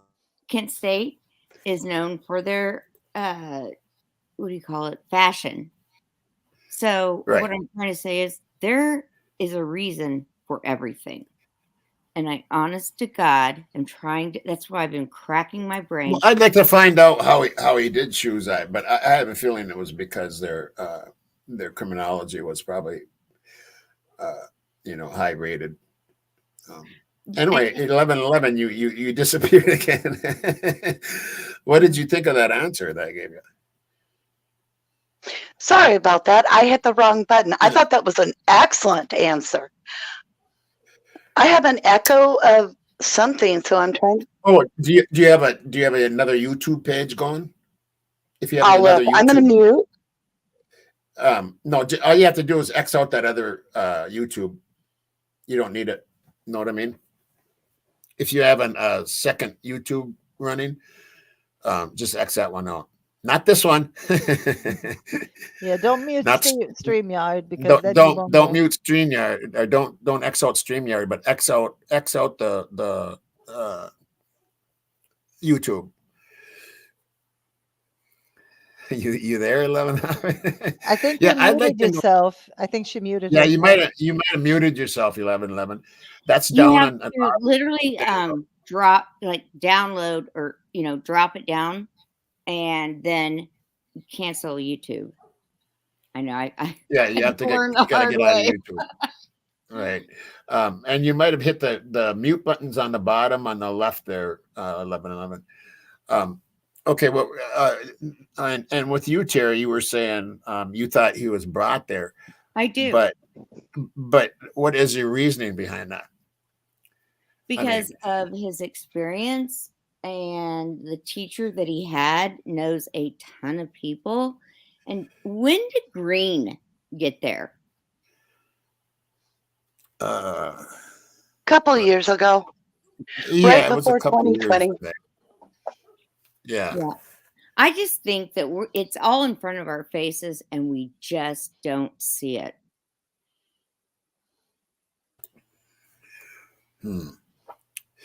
Well, he could have been brought out there, but I don't know. I'm sure that goes into the whole theory, but and I agree there was a lot of people in my opinion was involved in this. Well, I mean, It why wasn't was just he Brad fired? Didn't he get fired or didn't make it right when he got there? I mean, wouldn't they have made sure that he was not going to get fired or not make it before he drove cross country? Okay, this is where I have to step in because you heard that he got fired from who? That you're right. You're Yeah, absolutely right. That's not been officially. That comes from a Twitter girl, and she also has TikTok. So no, that's not official. So we can't mix that into the equation on this one. You're I'm right. I'm very Yeah. passionate about those things. So don't even think about that. Think about only official statements from law enforcement, and as I say, just go that route. No, Sorry. you're absolutely right, and I don't have a receipt for that, so I can't back that up. You're right. No, but you're welcome to your opinions and stuff. Yeah. I think that we need to go back further, and that's going to bring us to the answer instead of just taking what they're feeding us. Well, yeah, what they're feeding us is a bunch of bullshit. Mhm. I have a quick one for you guys. So I thought this was interesting. When you read the PCA, you hear about these two cops, right? One right after the other that find Kohlberger's car. It's a week after that the news came out with the presser about looking for a white Hyundai Elantra. So what in the hell were these two Pullman cops even knowing to look for a white Hyundai Elantra that they allegedly found, including all the way back to the parking lot, as it said. So there should have been nothing that cued them up about a white Hyundai Elantra. It's almost as if the horse is before the cart. So my question is, did it go this route? Did the two officers queue up the Moscow police because they're talking about Brian Kohlberger? That would have all taken place right after, 5 days after the crime, Brian renewed his license plates. Don't you think, I mean, that's one of the first things as a detective you would think to look at if you're looking for something out of state. They're claiming they have footage of a vehicle that's white. They say it looks like a Hyundai Elantra, and they believe that it has no front license plate. So if somebody is going to do a crime, they're going to want to get rid of those plates in case they were spotted, is what the police are thinking. So would the police not hit up that DMV and say, are there any new, like, registrations out of state even? Because out of state would make sense if there's no front license plate. I'm originally from Arkansas. They don't require a front plate there. So if I saw in Wisconsin somebody on camera without a front plate, I'd be like, out of state.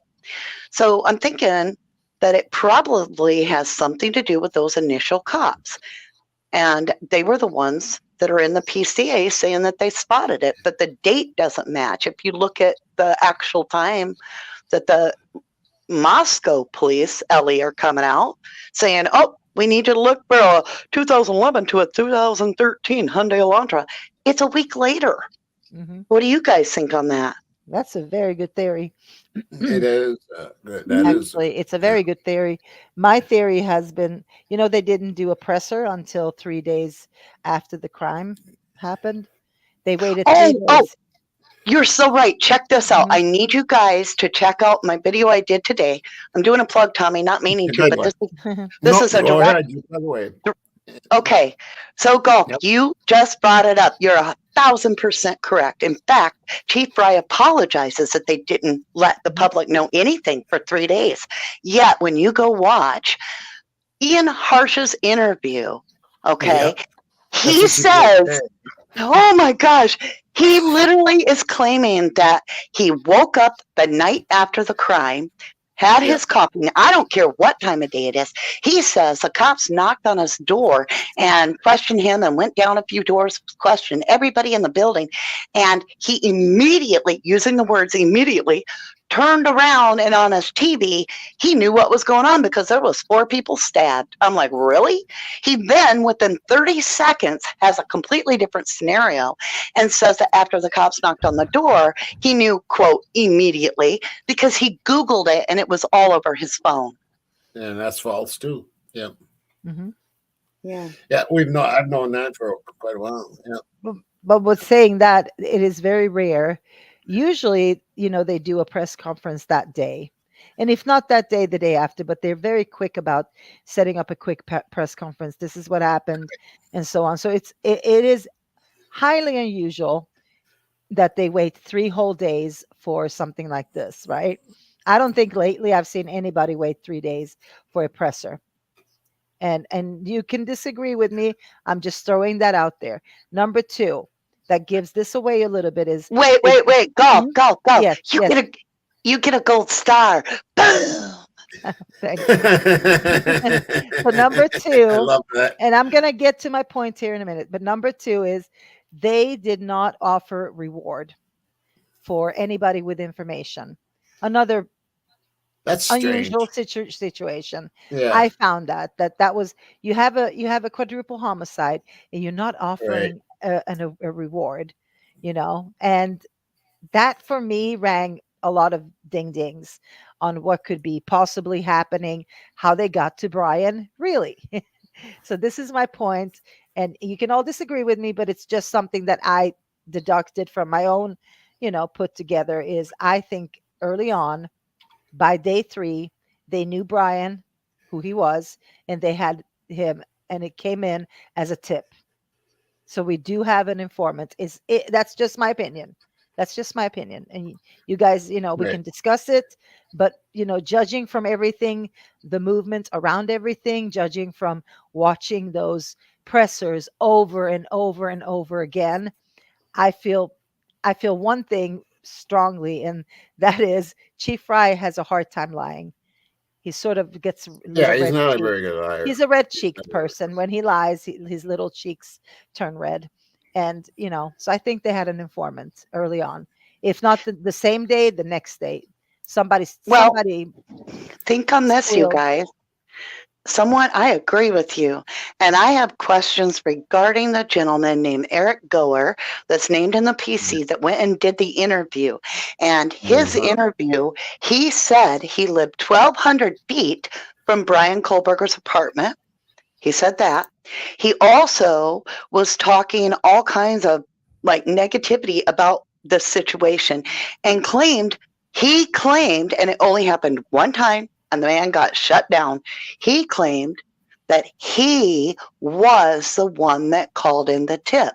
Now, if he's the guy that drove these girls home, I don't know if any of you guys have researched this fella and looked at his Pinterest, but what in the actual hell? Anyway, I find that curious that he took credit for it all in the beginning, and I still have that article, but yet it literally got hushed down, shut down. And so that always puts a red flag up. Nika's Nuggets ran some pretty good shows on him. If you haven't seen him, go watch her. Yeah, absolutely.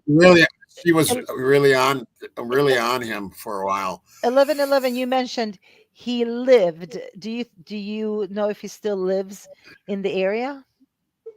No, I don't know. No? Okay. I researched him and I tried everything I could to find him in Pullman. I worked my butt off. And the only thing I can find is there is a female that I personally believe is his wife working in Moscow. But I personally cannot find that man's address, and I wouldn't give it out anyway, but I'm just saying for my own, I can't find an Eric Goer in Pullman. That doesn't mean they don't exist. Oh, you're talking about Eric Goer. Okay. Yeah. No. I thought you were talking about that. What was it? Hold on, let me think.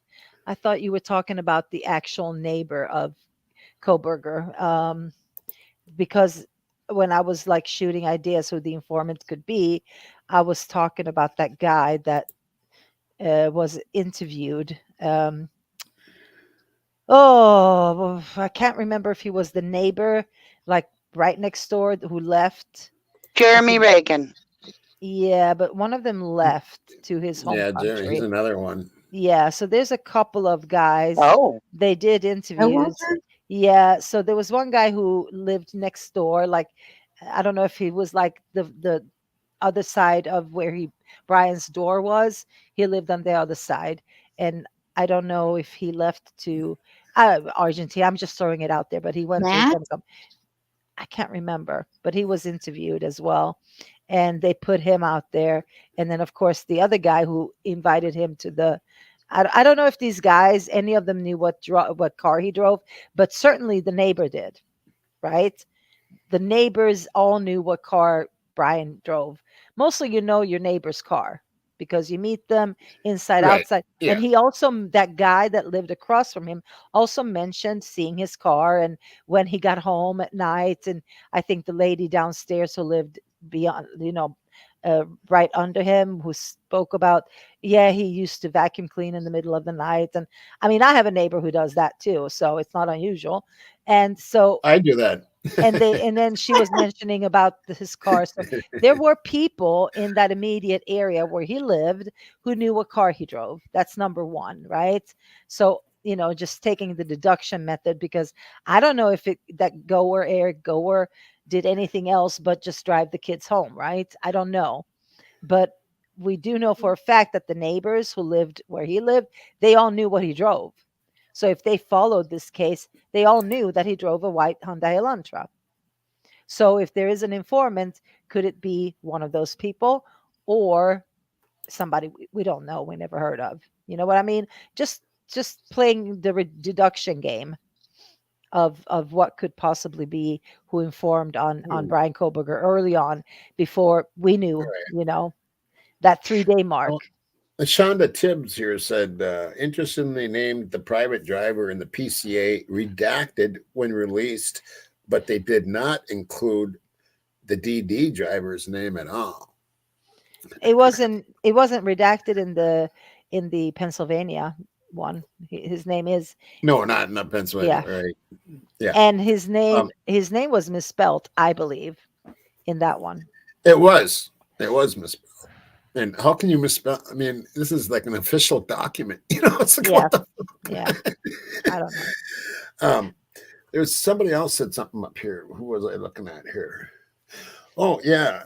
Moonflower here. I heard today they took a bus home and the bus left off right in front of where Maddie's coat was found by the fire hydrant. Boy, I haven't heard that one. I missed some stuff today. I missed all the juicy rumors. I want to go back 1 second before we keep going forward to what Galt brought up, such that great point about why wait 3 days to have that presser. And I want to emphasize, keep in mind, 4 people had been brutally slaughtered. Why would you not want others on the lookout for their own safety by doing a presser to let everyone know?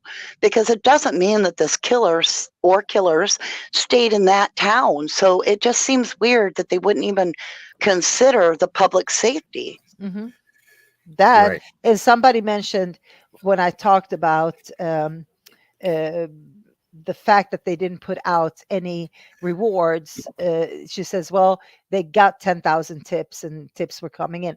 Irregardless of that, if they didn't have any leads coming in from the tips early on, they would have still done that. That would make a hell of a sense to, okay, we're going to, here's some people maybe in other states, they're afraid of talking, blah, blah, blah. Here's a reward for X amount of money, right? People love money. So that just makes sense to do, irregardless of the tips that they're getting, because they got a lot of shit tips too. Of course, they always do when something like this happens. So I don't think there was a person that didn't follow this that didn't send in a tips to them, at one point. So I'm just saying that I don't believe that because, we got 10,000 tips is a valid reason not to put out a reward for somebody's quadruple horrible flipping murder, Yeah, but I'm sorry. Yeah. Golf, didn't Steve say that they wouldn't allow them to put anything up because it would ruin the upcoming rush? And I think, he didn't say it, but Stickergate. I don't know. I can't remember if he said that. Did he say that in an interview? Because that does not look good either. Said what now? He said, I get it that we can't put up any type of signs or rewards because then you're going to ruin your rush and you're going to kill people coming in. I mean, you know what I mean? Not kill. But Oh yeah. Did he specifically point. say that they didn't allow him to? Yeah. Okay. Yes. Yeah. So see, there is something else going on there. Hence, again, maybe proving my point that they had an informant early on. That's why they didn't need to. They didn't need to go out because they already had Koberger on the peripheral. And now they just have to backtrack. And so, they had the horse before the cart, like you say. 11. They had the horse before the cart. Yep. Now they have to build a case around that, right? They're going to reverse engineer the case, I believe. Exactly. And that's how they got into Right. trouble with the DNA. And, it proved a little bit like they sort of aided on that one. Guess what, you guys? Reverse engineering a case is exactly how you get a wrongful conviction. That's proven. Mm-hmm. How do you do that? Yeah. Well, it's kind of like saying this crime didn't happen this way, so we're gonna take our suspect that we want to be guilty, and we're gonna tunnel focus. Anything that doesn't point to him, we're not gonna look at, such as three unknown male DNA samples. Exactly. Right. And yet they take a route that only looks at that person. Only that person. Yeah. So if Brian was out driving around, he doesn't have an alibi. What color car does he drive? White. Well, how many white cars do we have in the area? This is pretty grainy footage. Think we can work this? Because we just have to make people believe that it's a white Hyundai Elantra. Yep. That's it. Yep. We're never going to prove it was Brian driving it. Don't go that hard. You don't got to make people think that they'll fill in the details for themselves. Like, for instance, if we want to really mess with people, we can talk about phones because everybody thinks that only the victim could use their phone. However, you're looking at a victim, and even though there's probably 10 ways to unlock a phone, number one is a fingerprint. You've got the body. Number two is the eye. Well, after you die, hate to tell you this, but your eyes are wide open, right? So you could do an eye. You could do an eye scan. If it is a code, if it even is a code, somebody had to have known these people. Even the mother of Kaylee has always felt that these victims knew them. And so it's so easy to tell if you take somebody's phone and you lift it up into the light and they're not a clean freak, you can see what their fingers been doing. To me, this is an easy case. I mean, to me, it is. And I mean, I got my people that I think did it, in my opinion. And it's, to me, it's not even that tough of a case. And they're the ones that made it hard by putting Koberger in there. That's my opinion. Yeah, that's why I think they brought him, because he was on the spectrum. He really wanted to teach, you know what I'm saying? They made it too good for him not to come. And then boom.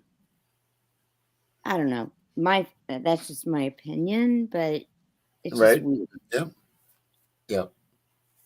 And somebody said, okay, do you know how Ann Taylor said that she has 400 witnesses she needs to talk to? Right. Okay. What's the definition of a witness?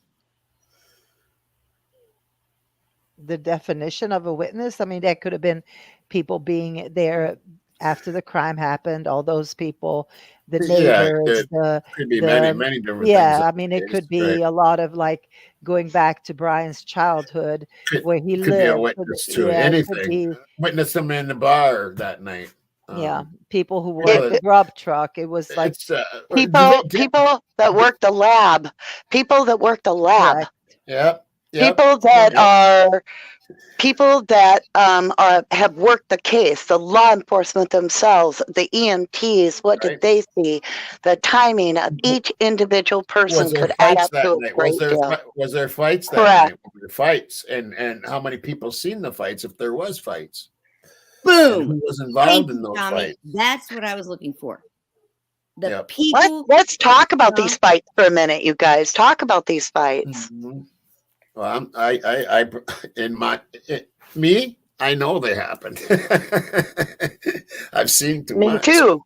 Me too. Well, I agree. They're not hiding it. I've seen too much. Yeah. Who was involved? I can't tell you 100%, but someone that's laying there looks like Ethan. Is he gone? He could be knocked out. You know what I mean? I can't say with 100% certainty that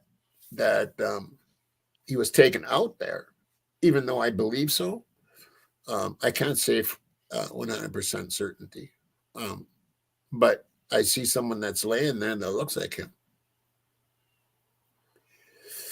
Yeah. So All I know is, in my opinion, a witness is somebody that witnessed something. I mean, not necessarily. Knowledge. yeah, there's You can yeah, be witness because you have knowledge of something as well, not just yeah, there's a seeing lot of the different crime. a lot of different Yeah. areas, a lot of different areas. Yeah. Yeah. It doesn't sound like anybody's going to tell their knowledge. No, they're going to have to. It's going to be interesting.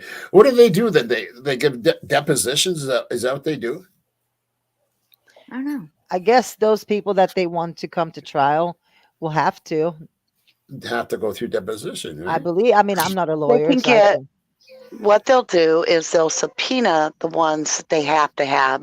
Mhm. The others, they're just hoping we'll talk to them. But they can force a witness with a subpoena. Mhm. But I'm saying like she's talking about these 400 that she's got to go through. Mhm. What does she dep them? Does she give them deposit? I mean, does she interview them before court? I mean, she's gonna have to know what they know before court, right? Mhm. So she's gonna have to ask them questions, correct? My That's a lot thing of people to go through. I've never heard of such a thing. 400 people. Well, and if you really consider that the prosecution is most likely providing quite a quantity on that list in case they want to call somebody up, and so that also predetermines who she's got to talk to, and then they're not responding to her, but they are responding to the prosecution, perhaps. What really then leads me to believe is that we have a big, huge problem because Ann Taylor isn't going to have any knowledge of what the hell these people are going to be talking about when they get up on the stand. So how is she going to prepare her questions unless there is the depositions? And that, to me, Exactly. would require some sort of a subpoena to make them come, like they were going to do to Bethany almost, right? Mhm. So but I don't- think we would Yeah. hear about it. I think we would hear about it. Don't Go they have, ahead. I mean, they're gonna have to give them a witness list. That's part of it. Like they give each other a witness list, who they're gonna call to court. So they can't just like say, oh, I mean, they can spring it on them the last minute, I guess, in some sort of fashion. But usually they give each other a list of these are the people that we're calling. I think that's the 400. I think we have a 400 list. I Well, think know- where did they come up with this 400 list?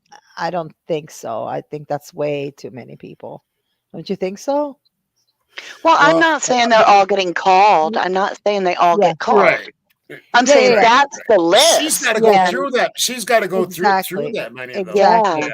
Well, at Yeah. this She's got point, to figure out. She's got to figure out who's going to be going to court. Who she Yeah. wants to go to court. And can She's you got 400 imagine? people. She had Now- to go through. She had to go through all that 51 terabyte just to Yeah. pinpoint out But of those the one- 400. You know, it could be one piece of information that gave her that 400 people. Mm. And one thing that Oh shit, where was I going? God, I hate getting old. Happens to all of us. You're only as I'm, old I'm as you pulling think. the dago again here. uh, go ahead. Let me think about it here.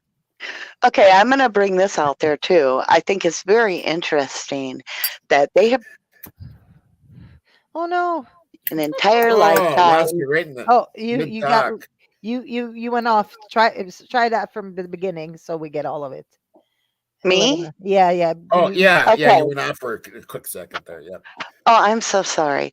All right, I think you're it's okay. interesting that they let that tip line go for as long as they did, that they just recently shut it down so that they would have 51 terabytes to keep the defense busy, when I'd Yeah. say about 80% of that is somebody going, hey, my mom drives a white Hyundai Elantra. Right. Yeah. That's what I'm saying. That's here it is.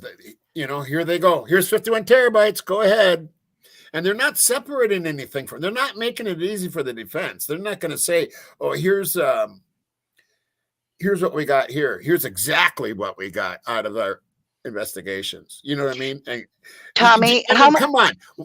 You know, when they figured out, let's say it was let's say it's the knife sheath. Okay, we found the knife sheath. Here's the knife sheath, and this is what we found. And here's the gig or a couple gigs that comes with it or whatever information on it. They're not doing that. They're handing them everything and going, here you go. Here you go. It's because of the You know what price I'm tag. saying? It's a price tag. So you think about it. The But state of Idaho, they had to have gotten it already. You know what I'm saying? They had already gotten it. And when they got the information, they should have saved it and said, okay, here's the piece of information that we got out of 1 terabyte. Okay. Well, here's a half a terabyte out of the terabyte. You know what I'm saying? But they didn't do that. They're giving it all to them and saying, you figure it out, what we got out of it. Because we're not going to show you. We're not Well, going to no. show you what we got out Of of it. course not. That's not their job either. Their job is to make it as hard as possible, you know, to just, here you go. We're not going to help you. You know, But it's weird. but they're supposed to. They're supposed to I don't know if give they're supposed to. I think they're they're playing a supposed to give game. them the Though. information. They're supposed to, but what They they're gave them doing the is they're taking information. advantage. Yeah. They gave it to them. I'm just saying they're not going to That's be what I'm saying. accommodating. That's what I'm Yeah, saying. They yeah, gave but they're them the not going to be information. accommodating that. You know, here you go. Just go over I it just just think like that's we did. dirty. I mean, come on. They Yeah. don't want to spend money. Well, then give them the information, because it's just going to cost more money not giving them the information. Yeah, I mean, Well- I mean, we all Don't you heard think? that what's his name there? I don't want to call him the wrong name. Bill Thompson. Sorry, Bill Thompson is retiring, so he's Santa just like, you know, he doesn't care. He's leaving. I don't know if he's gonna Right. end out this case, but it doesn't look like it. He's going to retire at the end of the year. So for him, it doesn't really matter. So new people are going to take over, or Mr. Nye. I think it does. I think it does matter to him. I think it matters that he wins his last case, and he's a prideful man. I think he wants. Well, he to won't win be his there case. for it, though. He won't be there for it. So he's not going Why? to. Why won't he be there? I don't think he's going to leave. his I case. don't. If he retires by the end of the year, he won't be there for it. This is there going to any go mention of into that? into 2025. Yeah, I think he's going to wait it out through 2025. Well, It's a huge I case thought for him. about Fry too, and where's he? I don't know What's if he that? is or not, but it's not I said really we- his job. Yeah, I mean, I'm sure we thought about Fry being there too, and where's he? Fry is retiring. Yeah, Yeah, so Fry's and running Bill for- wants to Well, he retire. will still be called. Like he will be called as a witness. They all will. Yeah, but it's Yeah. a changing of the guards. It's a changing of the guards, Yeah. and it Yeah, happens. he's running for sheriff. You know. Yeah. Well, if you guys really start looking at true crime and any type of major shit hits the fan, all right, and that town wasn't prepared, and so they did a shit job. Law enforcement, in my opinion, we'll call them LE. LE will retire, but just switch around their hats a little bit and still get paid. And that way they pass the buck off onto somebody that can't be blamed. Yep. They will Yeah. still be called as witnesses. They won't get away with that. No, They I'm still not Yeah, have talking. both. I'm talking legacy. I'm talking about. So they've worked their entire Right. career, and they're known as the good old guy that has saved the town and made sure that everybody rode their bike off the sidewalk and da da da da. And it's Mayberry, and that's what they want to be buried with. Right. Yeah. They want to be Andy Griffin, Yeah. Yeah. I agree. Oh, even when they're really Barney Fife.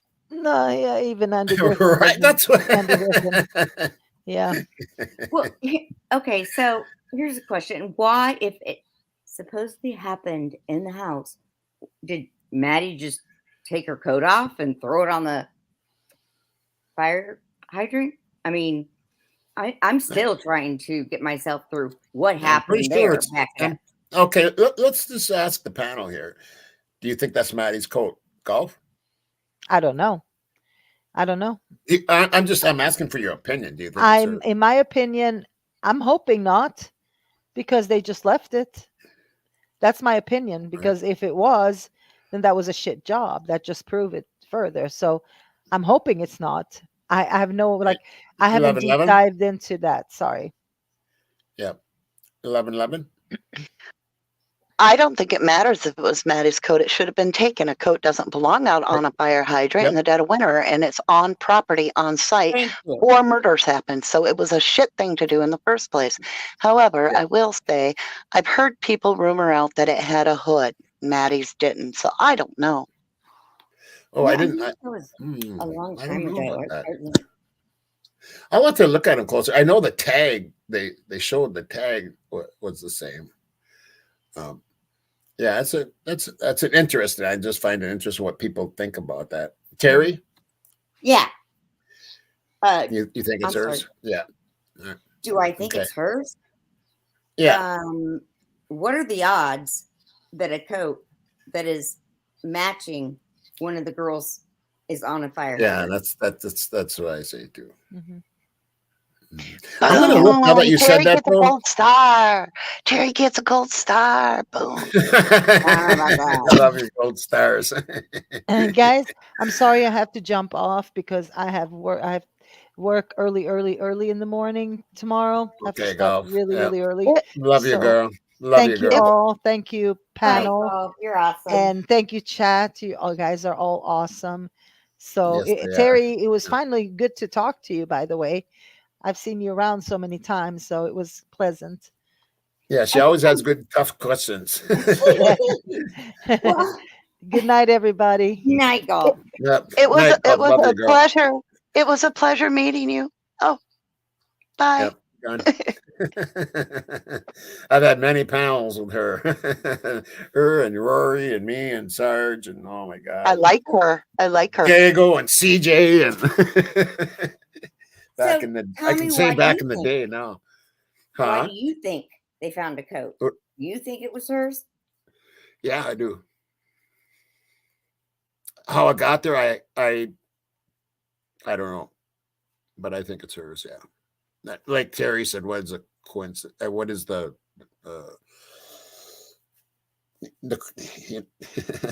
I can't even think of the word. But it are would the be too odds? coincidental. Yeah, what is it? It's too coincidental to me. The Idaho same coincidental exact kind of coat. That's just a little odd, and then it ends up where it did, and it has that tag. But I'm gonna have to look 1111 because now that you mentioned that somebody said there was a hood, I hadn't heard that one. I haven't looked, Did you but it is It Yeah. does make a person curious. 1111. Did you go look to see if that was true or not? Did one have a hood No. and one didn't? No, I just heard it the other day, and it was like I was in the middle of something, and I'm like, I'm gonna check that, but I didn't. But that's what they said. Right. They said that they didn't believe it was Maddie's coat because the one that was hanging on the fire hydrant had a hood, and Maddie's didn't. And I was like, oh, I'm gonna look at that, but I didn't. I forgot. Right. Well, But what like you if they said, have a it doesn't matter because then, okay, maybe it was one of the unalivers. You know what I mean? Exactly. I mean, think about it. Either way. Yeah. You're there to collect Evidence. evidence. What Yeah. is evidence? What is evidence? Something that doesn't belong there. I feel like it's a Sesame Street game. One of these things doesn't belong here. Oh, look, a coat on a fire hydrant. You sound Huh. like Guy Smiley. You I win a know, right? gold star. Woo! Woohoo! Let's do the wave. I mean, Right. seriously. And to watch them hang it back up, I think everybody that's ever worked on this case, we all did that same move. Our jaw dropped, and then we dropped our head, and we just sighed real deep, like, what the? Right.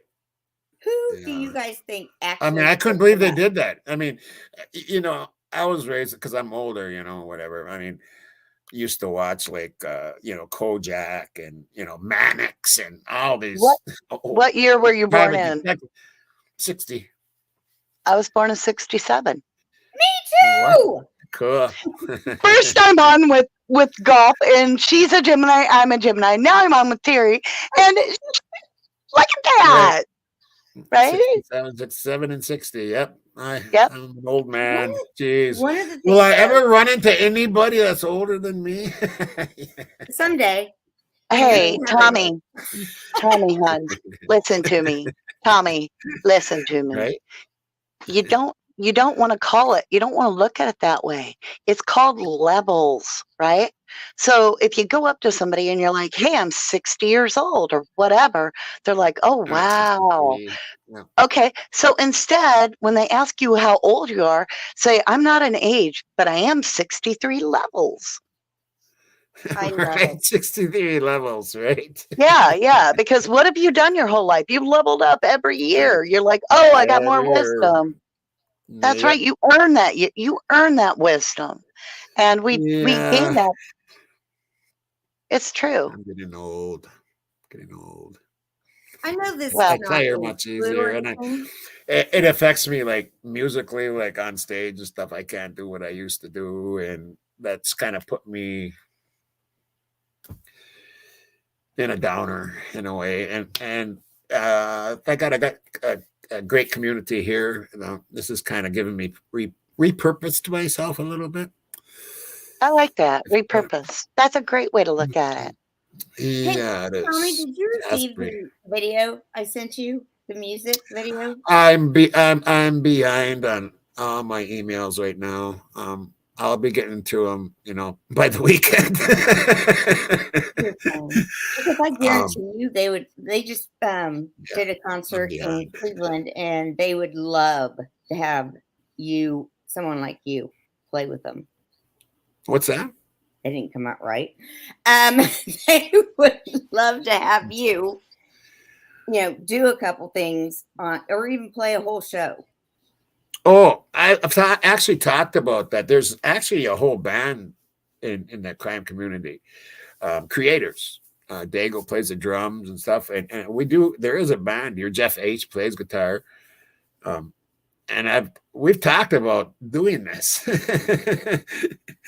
and it would be fun. I guess we could try it and see. I don't know about how it would sound coming from different places and the timing of someone, if it gets delayed a little bit, the time might be a little tough, but yeah. Well, my boss, the guy's son, or I'm sorry, the son of my boss that sings, he bought a venue here in Ohio. So Right. he would love I to see have what you you're there. saying.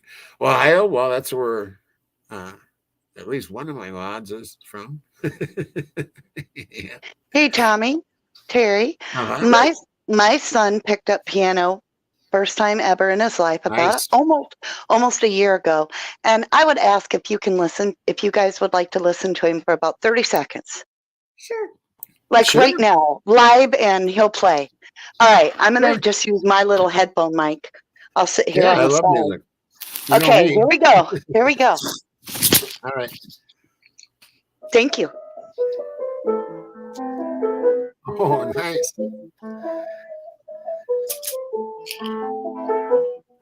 Good.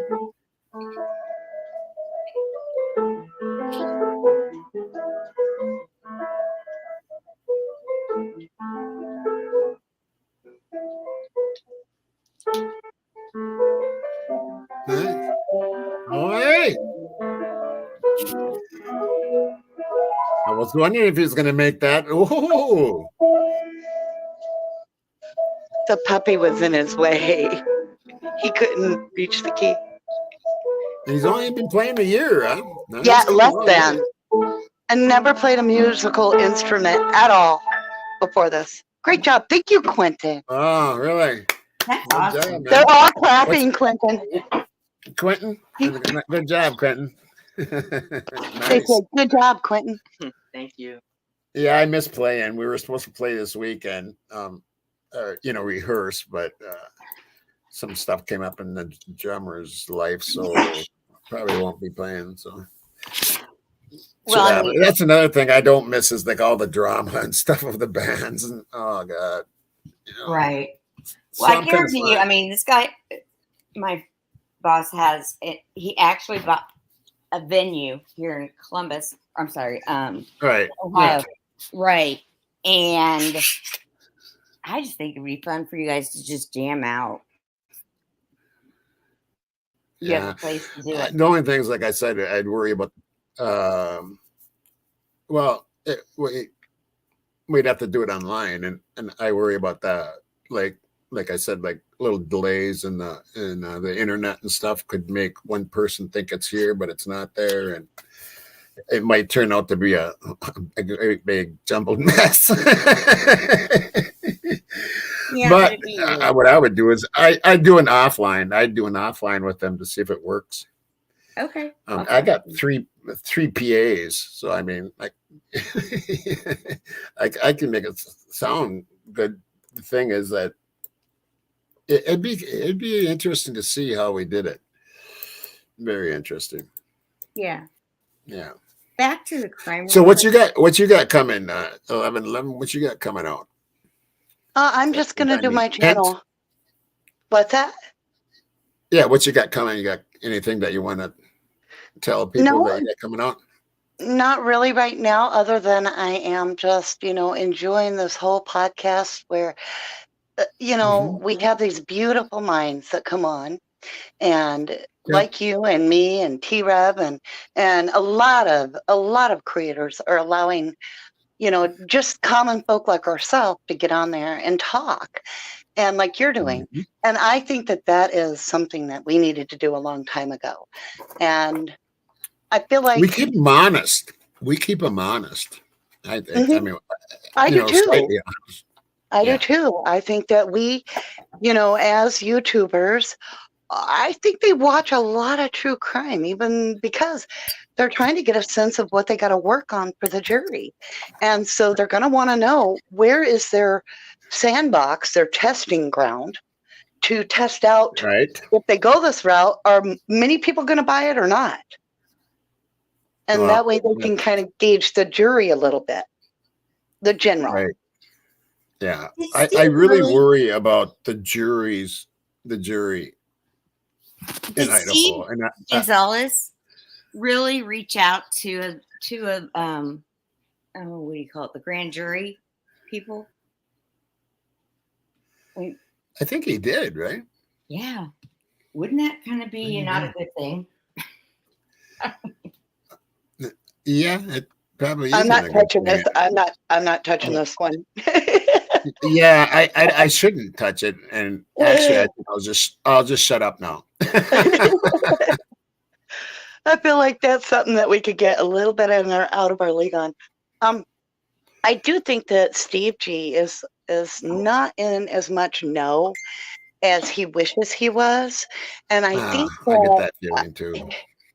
his information, I believe, I don't, how do I say this gently?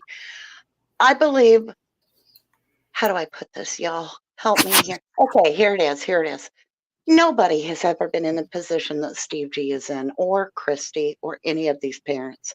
And so, unfortunately, they had no knowledge of even what the true crime community is. And we all know that there are people that will literally fake some random shit and do a damn good job just to get people talking. Unfortunately, I believe Steve G has fallen prey to a lot of that, thinking that he is getting inside information. Yeah, he's not getting nothing.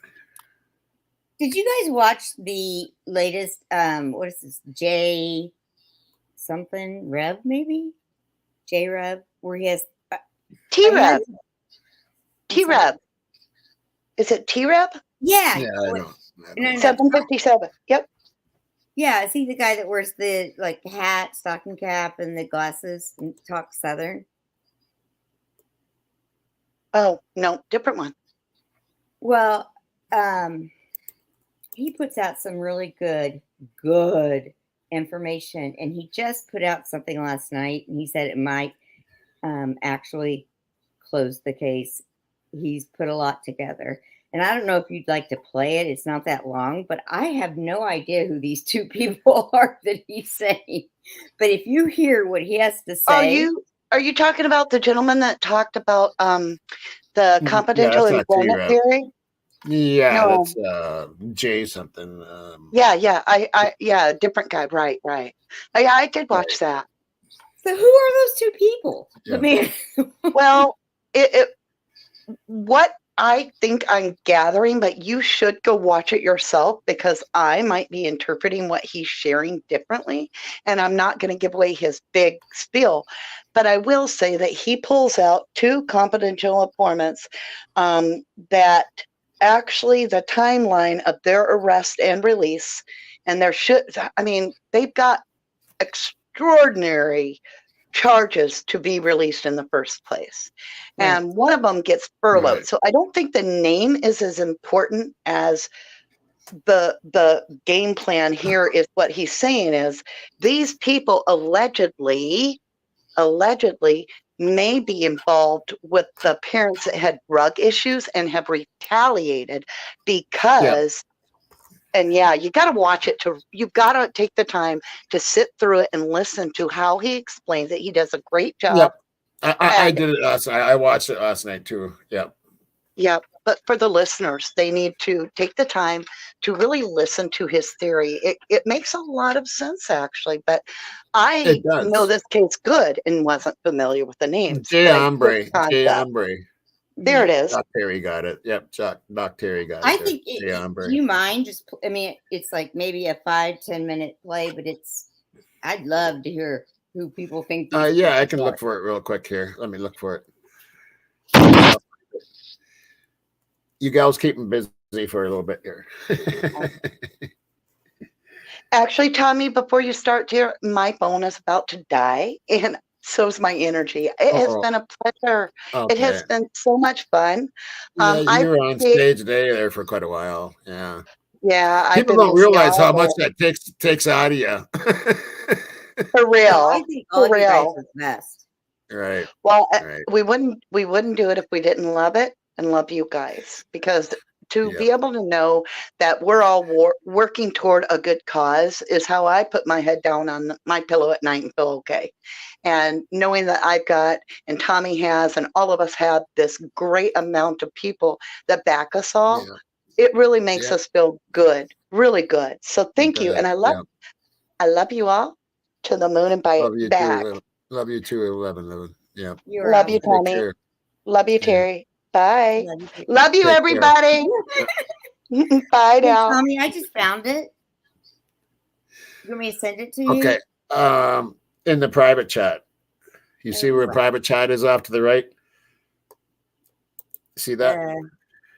Where do you find that? It's on the bottom off to the right. There's comments and then private chat there. Ah, okay, got it. Yeah.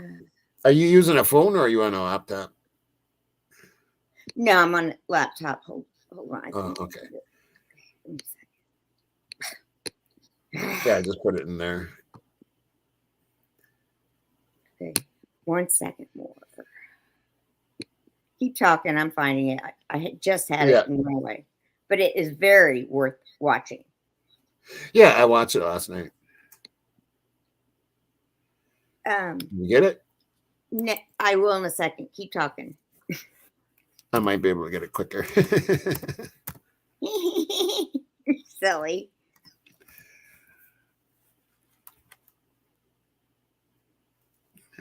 Oops, I went too many V's in there. I think that's it.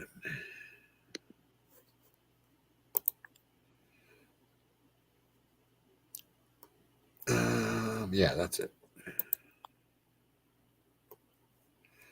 Okay, is this the one? I got it. I got it, girl. Oh, perfect. Okay. So we're gonna watch this, and I don't know how many I have watched it, but he's gotten big real quick, and I have a feeling he's gonna grow faster and faster because he does put out some, and it makes me wonder, because I think he's got someone. The feeling I get is that he's got someone there that knows some stuff. Yeah. He's not finding this stuff out on his own. Trust me on that one. He knows some people there. There's no doubt in my mind. I think that's why he wears sunglasses, and I think that's why he tries to keep hidden as much as he can. Because I think I thought he was going to go play poker. Okay, let me do this.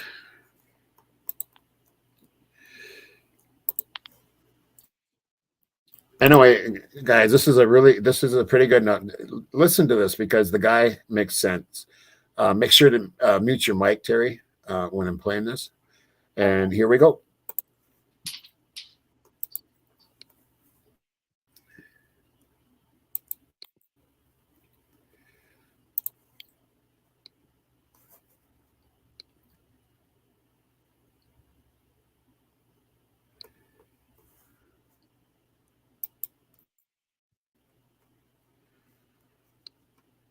Hello, and welcome to The Revealing. I'm once again your host, Abarati, bringing you information on the Idaho 4 case.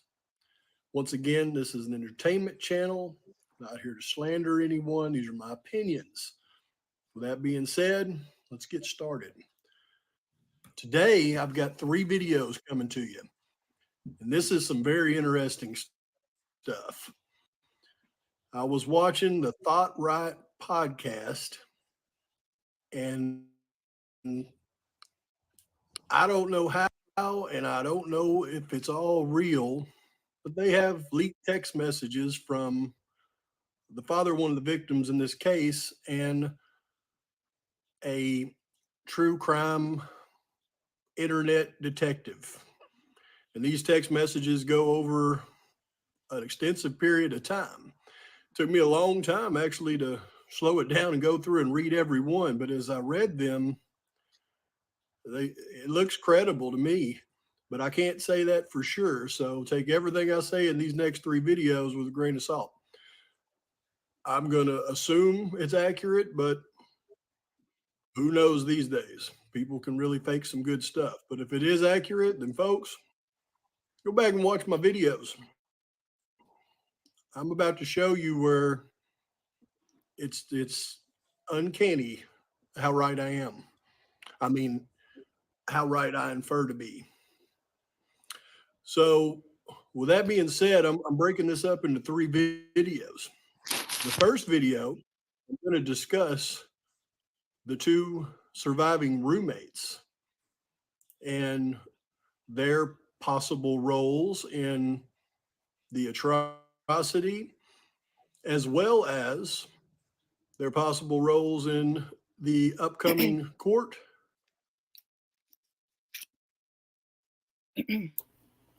Wait a minute. That isn't the one. No, that's not the one. It's the very last one. No. All right, I got to go right into his channel here. Why does it only show 10 days ago? Let me look under videos. He didn't take it down, did he? No, there it is, 22 hours ago. Yep, that's it. I'm sorry, folks.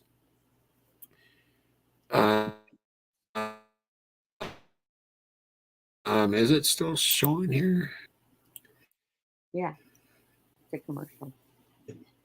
There you go. In fact, think of it more like a little bedtime story that I'm about to tell you. And with that being said, let's get started. Today, I'm going to blow this thing wide open. Let me tell you a story. And let me see even you can believe this one, because the red flags are absolutely everywhere. Imagine if I told you that in Moscow, Idaho, back on, say, September 14th of 2022, a gentleman was arrested on some very serious drug charges. And when I say very serious, I'm saying the charges were drug trafficking, over a pound of MTH and over 27 ethanol pills were found in his possession, and he was placed under arrest. And he had somebody with him, had a lady with him. She got the same charges. They were arrested, taken down to that Latah County jail and booked in. Now, this wasn't their first arrest. In fact, I don't know how many arrests that these two individuals actually have, but I was able to locate another arrest back in 2011, where they were, again, both arrested. That time it was for MTH, guns, child endangerment. I believe that was about it.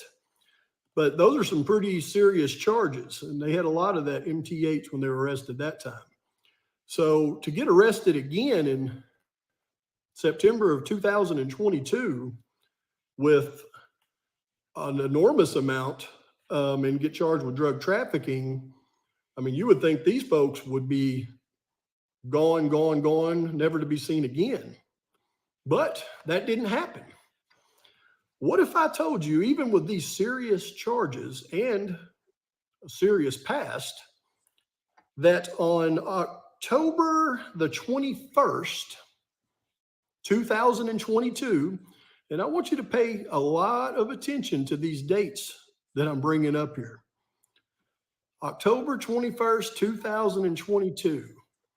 That was less than a month after he was arrested for drug trafficking. That was about 3 weeks prior to some event that happened there in Moscow, Idaho. I can't remember what event that was. What event could have happened there on November, was it, I think 13th, 14th, 15th, something like that? I don't know. We'll figure that out here in a minute. But he was released on a furlough. You know what a furlough is? Furlough is when a judge lets somebody out of jail that should not be out of jail. By no means should they be out of jail, to go and see a family member who was deathly ill, spend some time with that family member. Now, you would think if they were going to do something like that, well, they would have an armed escort to go see that family member so they make sure they get them back, because they seem to be a pretty dangerous individual doing that kind of drug trafficking, you know, and not being their first offense. But they didn't. They just let him go. He went to see his family member, I guess. They guess as well, because he didn't show back up. In fact, he didn't show back up like he was supposed to, missed even more court dates. And they didn't find this guy. Well, they found him in Spokane, Washington, and they found him there December 2nd, 2022. So let's think about these dates for just a minute. Arrested for drug trafficking on September the 14th, let out of jail on October the 21st on a furlough. Nobody could find him during that something that happened there in Moscow on, you know, middle of November sometime. Oh, then they found him in Spokane, picked him up, arrested him again on December 2nd. Those are some interesting dates there, isn't there? And it gets even more interesting, though. That's what's crazy. After that, I lost track of his time there in the Latah County Jail and the prison system, because, well, apparently he didn't go to prison. In fact, he must have been let off again. And I say that because he was arrested again in, let's see, September no, I'm sorry, August 2023, not too long ago, he was arrested again for drug trafficking.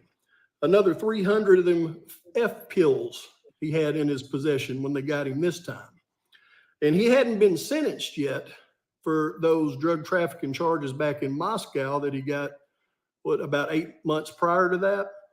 So here's where it gets even more interesting. You would think this guy would have got 2 life sentences, but instead, over there in Oakland, they sent him back to Latah County. They combined all those drug charges, and then they really threw the book at this guy. They said, you know what? We're going to sentence you to prison, sir. You're going to do a year.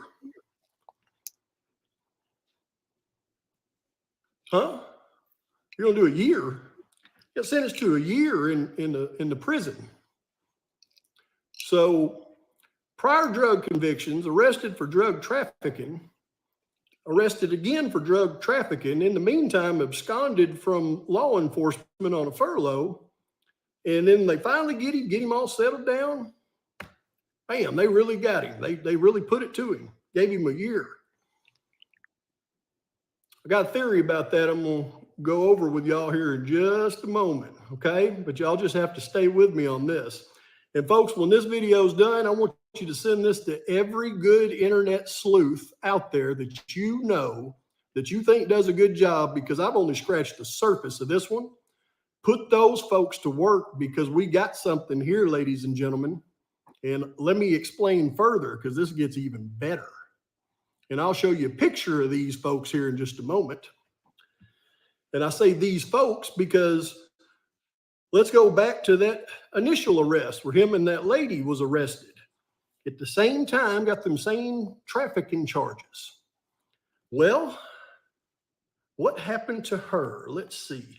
Oh, they gave her probation. Yep, gave her probation. Now, she got arrested with that guy back in 2011 on them big drug charges. Got arrested again in September 14th, 2022 on drug trafficking charges. At least the second offense, maybe more. But they give her probation. No, we don't want to send you to jail. You seem to be a pretty good citizen. We'll give you probation, because that happens. Well, she got arrested again, folks. She got arrested again, this time on more drug trafficking charges. Yep, 1.5 pounds of the M stuff, the COC, the F pills, paraphernalia, just a litany of stuff. And guess when she got arrested again? Yesterday, ladies and gentlemen. She was arrested yesterday. Guess where she's sitting today? There's 15 inmates over there in that Latah County jail. Guess who one of those inmates are? You guessed it, Mr. Brian Kohberger. Well, another one of those inmates is this young lady. Yep, she's in there with him right now. They might, you know what? They may be in there talking. He may be helping her with her case. You know what I mean? Now, here's where things get even more red flaggy, ladies and gentlemen. When I go back to this arrest back in September of 2022, where the two were arrested together, how did they get arrested? Well, a welfare check that the local police was doing on them. Yep, they were, apparently one of them was asleep in a car, so they went by with a welfare check to check them out. And turns out, well, they had a bunch of drugs on them and they got arrested. Now, what's weird is when I go over here to his arrest over in Oakland back in August, this other time, how was he arrested this time? What do you think? I'm going to let you guess on this one. Nope, you don't need to guess. It's the same thing. He was arrested on a welfare check. Yep, the police had to go over and check him out. I guess he was asleep in a car and somebody told him something about it, and they had to go over there and check on him. Oh, turned out he had a whole bunch of drugs on him. Dang, welfare check, got him again. Isn't that weird? Coincidence, right? Now, how did that lady get arrested yesterday? Her and a different gentleman. Let's see how they got to them. Well, let's see. Oh, since they were on probation, a probation officer and a sheriff from Latah County went by to their house to do a welfare check and got them with everything with that welfare check. Well, they do some really good welfare checks up here in Latah County, don't they? Wow. I get a welfare check, they're liable to come out with the biggest charges you ever seen for somebody. That is very strange. Now, let me tell you how all this doesn't make any sense, and then I'm going to tell you my opinion on what this really is. Because you know how I have my opinions on things. A little inconsistency in this story. This is the arrest that sent the gentleman to prison for that whole year, they say. They say that somebody called and reported somebody slumped over in his car, and they went out to do a welfare check. Well, upon doing the welfare check, they seen paraphernalia in the back seat. So they went and obtained a search warrant to search that vehicle. And then upon searching the vehicle, they found all the drugs, and then therefore they arrested him. Now, I can read that and understand that this is all a smokescreen, every bit of it. Because if police come upon your vehicle, it doesn't matter what state you're in, what city you're in, what county you're in. They come across your vehicle and you're in there asleep and they look in your back seat and they see drug paraphernalia. Guess what they don't need, folks? And guess what they're not going to waste time to go and get? A search warrant. Because they have probable cause the second that they see that. Those doors are coming open, they're coming out of there, and whatever's in that car is absolutely going to be admissible in court without a search warrant because they have probable cause. So that's how I know this story has been manipulated. The other reason I know this story has been manipulated is because nobody's going to get big drug charges, then get arrested again on drug trafficking charges. Now, you got to understand the terms here, drug trafficking.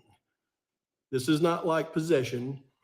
It's not like possession with intent to deliver, which is very serious. No, drug trafficking is a whole different ballgame. You're talking long-term prison sentences with that one. And with a prior felony, to have a drug trafficking charge, you're gone. You're certainly not going to get out, go get another drug trafficking charge, and then get a year in the penitentiary. No, not possible. Ask anybody. Ask anybody that's ever been involved in law enforcement. Ask anybody that's ever been arrested for anything like that. Ask them what the charges are. Ask them what the sentences are. Ask them what's actually done, because it doesn't happen. The only way something like that happens is if you actually work for those law enforcement personnel. When I say work for them, I mean as a confidential informant. Now, a couple of weeks ago, I started talking about these confidential informants in Mr. Kohberger's case. I believe when I did that, and that's why I'm being very careful with this video, folks, because I believe when I did that, I got the word out.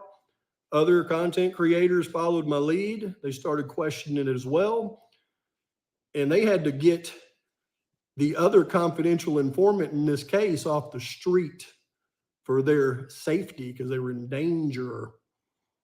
The first informant, they've already got tucked away somewhere because they don't give you a year in prison for those types of charges. No, they tell everybody you're getting a year, and then they put you away somewhere and tell the people around you that you're in processing. You know, you're being protected. You're in danger. That gentleman is in danger, I'm sure. And then the young lady that they picked up yesterday on the magic same charges that she gets every time and the other gentleman gets every time, and she's sitting in that jail now with Mr. Kohberger, her and 13 other people. I don't even know that there's 13 other people in there. Heck, for all I know, it's just her and Kohberger. But I believe that since the content creators have got the word out there about the informant, I believe her life became really in danger. And I think everybody, let me just be careful of what I say. I think that they got her off the street. And how'd they do it? Same way they seem to do it every time, with a welfare check and some charges that don't seem to hold any water. And then they get them off the street and try to protect their name with those charges. Folks, we're on to something here.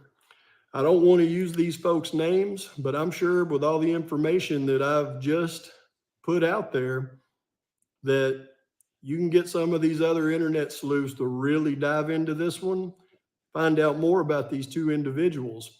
And for those of you out there that are the Kohberger never did it folks, I'm going to give you a carrot at the end of this, okay? That may be a carrot that you can latch on to, because it may, in fact, could be the case. Now, let's take a quick look at a couple of individuals that I just happened to find on random websites, and a couple of pictures of them. I mean, they may have nothing to do with this. They may have everything to do with it. I don't know. Just my speculation.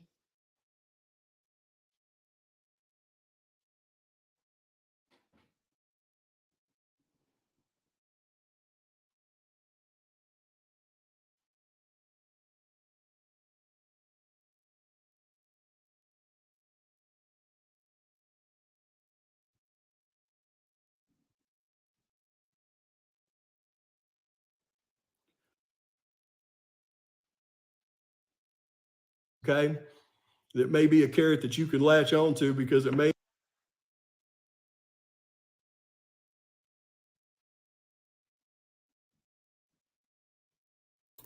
Okay. I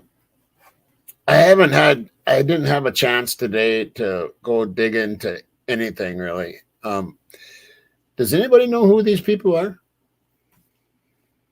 yet? Has anybody else came out with a show saying who these people are? This male and this female? Anybody know?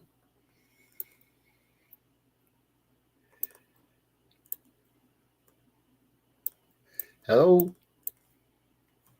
You hear me, Terry? Terry?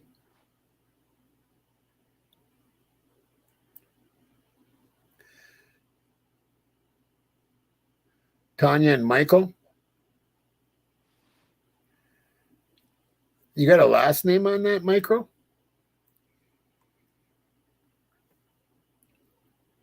Tanya Rhodes.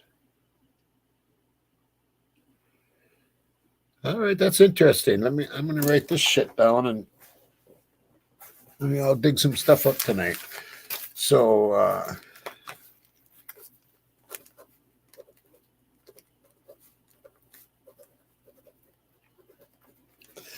and what's the dude's name?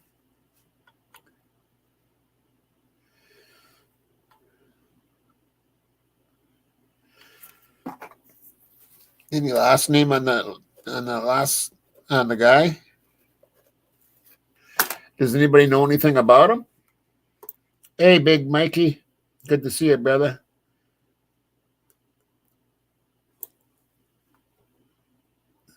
Okay, I'm just looking here. All right, I'll keep it going.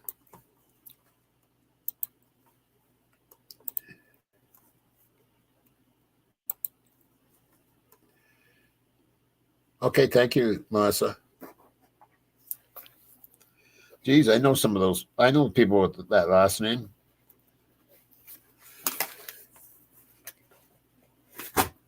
Okay, so let's take two scenarios I'm going to give you here. Both of them are highly speculative, and they're just my opinion, and it's just me, thinking and talking out loud. Okay, thank you, Mike. But let's go back in time to, say, around September of 2022. Here's scenario number one.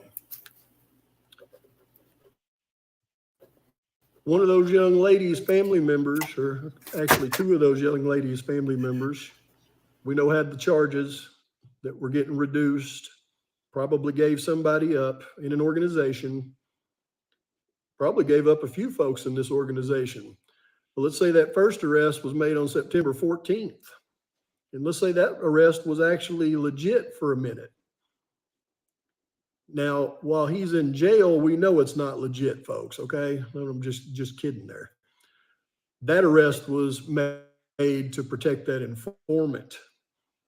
You know, they make arrests to protect their informants. Oh, he's getting arrested, so he must be okay. So they made that arrest to protect that informant. And they let that informant out on furlough. Sure. No, that informant got out with a job. They gave him a job. So go out and get on the street and try to figure out what's going down, because we know some things are going to be going down, because we got a lot of stuff working with these people that are turning over other people. Well, I think he got out there on the street, and he was out from October 21st, 2022 to December 2nd. Well, during that time, he got out, and the lady with him got out and started talking to their people, and they found out about Mr. Kohberger, and they know what happened during the atrocity that occurred in Moscow, Idaho.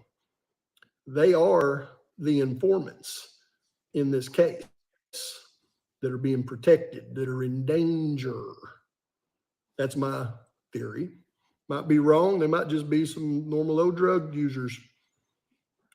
But here's theory number 2. I showed y'all pictures of these folks just a minute ago, right? Well, I'm going to alter my entire theory for just a moment, just for you Kohberger never did it folks.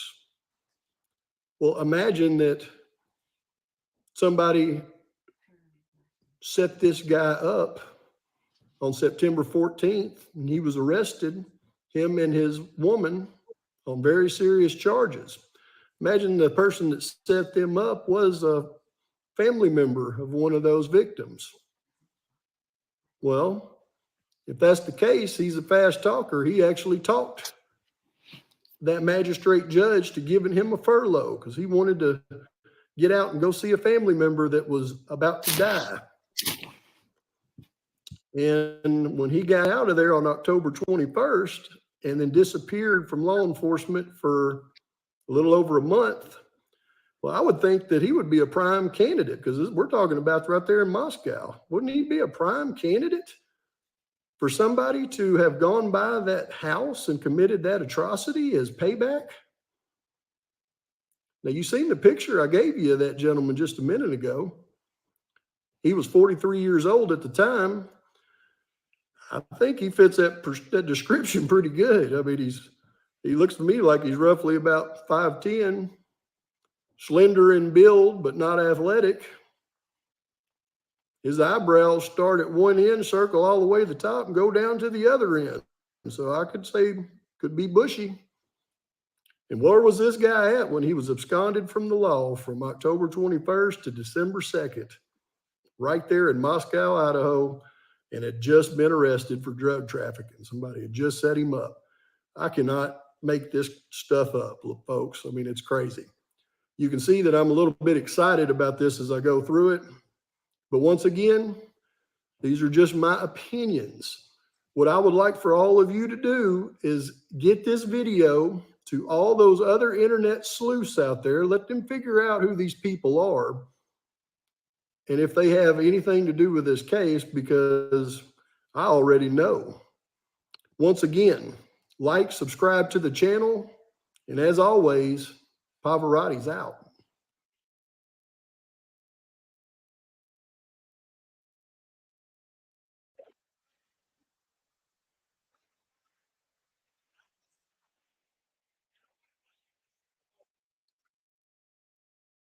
Of them, I mean, they make.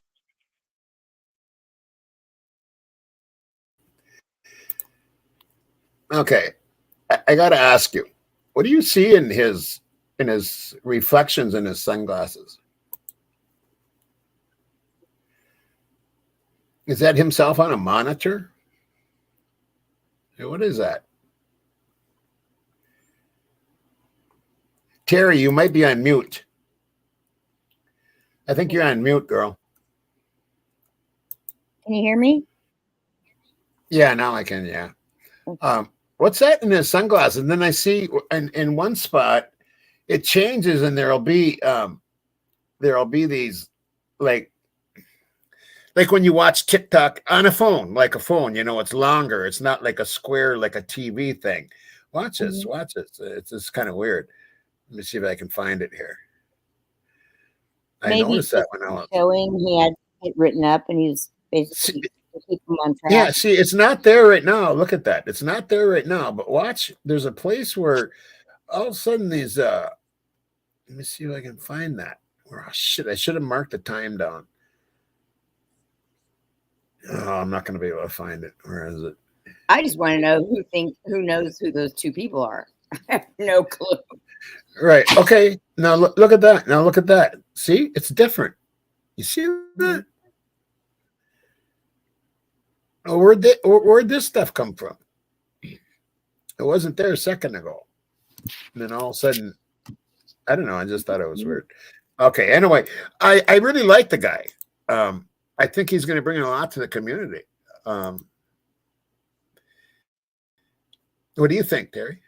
What's your idea? I on it? think that he has something. I just don't know who those two people are.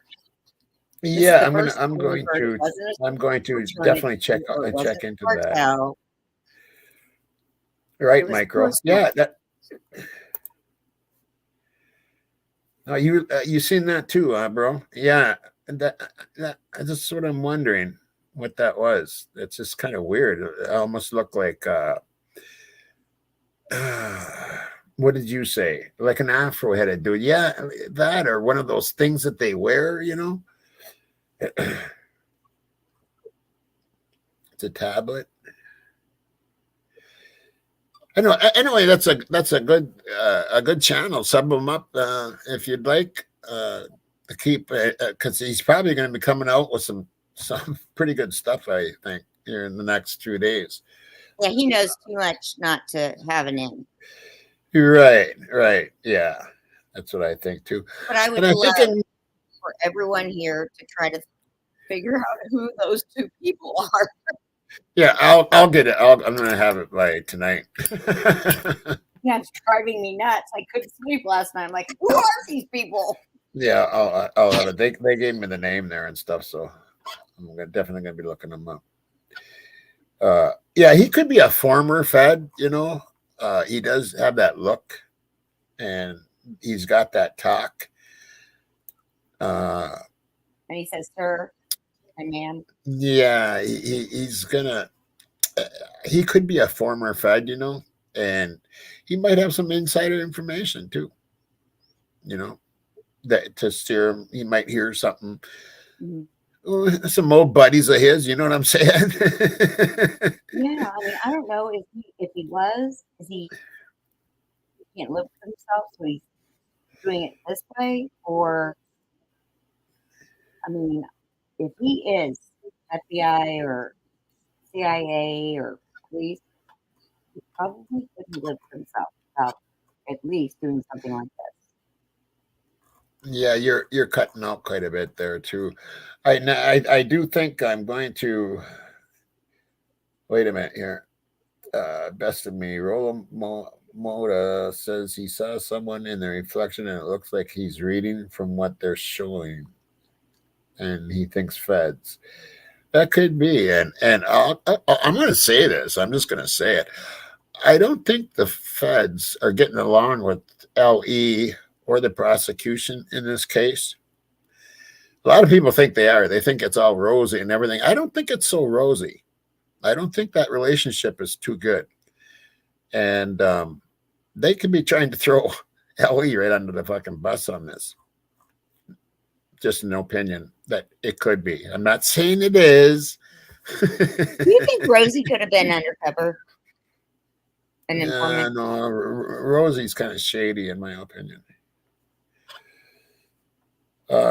Anyway, I think I'm going to shut her down, Tara, for the evening. We're closing in on 3 hours. Time goes I by love fast being on the up show. here, man. Right. So yeah, I think that's what I'm going to do, and I'm going to work on some things. And as far as the Highway That Has No End series will be, I kind of came out with the first. Yeah, if you haven't watched it, go watch. It doesn't even. It's not even getting many views because Kohlberger name isn't in it. So I'm asking my beautiful crime family to go check that out. I ran it on Killers of the Flower Moon, and I never thought what you said. But oh, that's an awesome movie. It's an awesome fucking movie. It's the best movie I've ever seen in my life. So yeah, go check that out and share that because it is important information. And let's remember that we can't always just stick on Kohlberger. You know what I'm saying? We have to spread our wings a little bit. And what you got going on, Tara? You're making a lot of noise, girl. Yeah, I don't know what's going on, but holy, what's going on? Okay, I'm going to.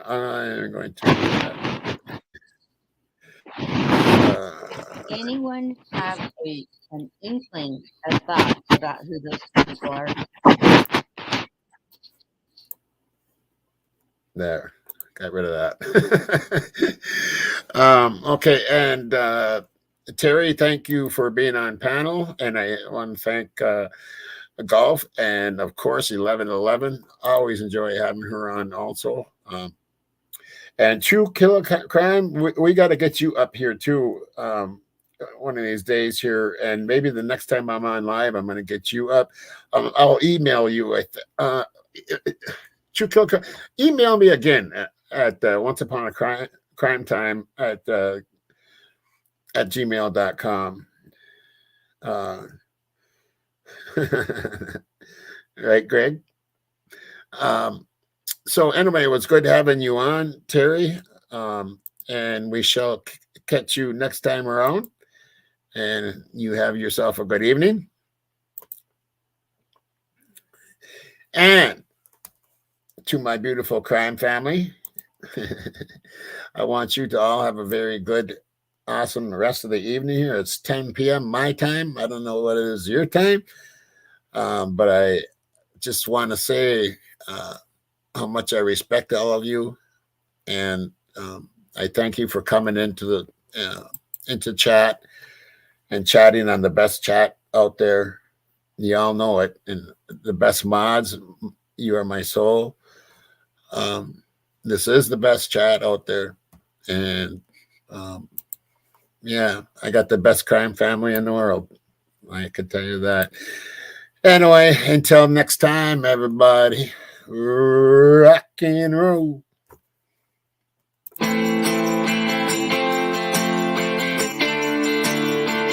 Sha la la la la la la.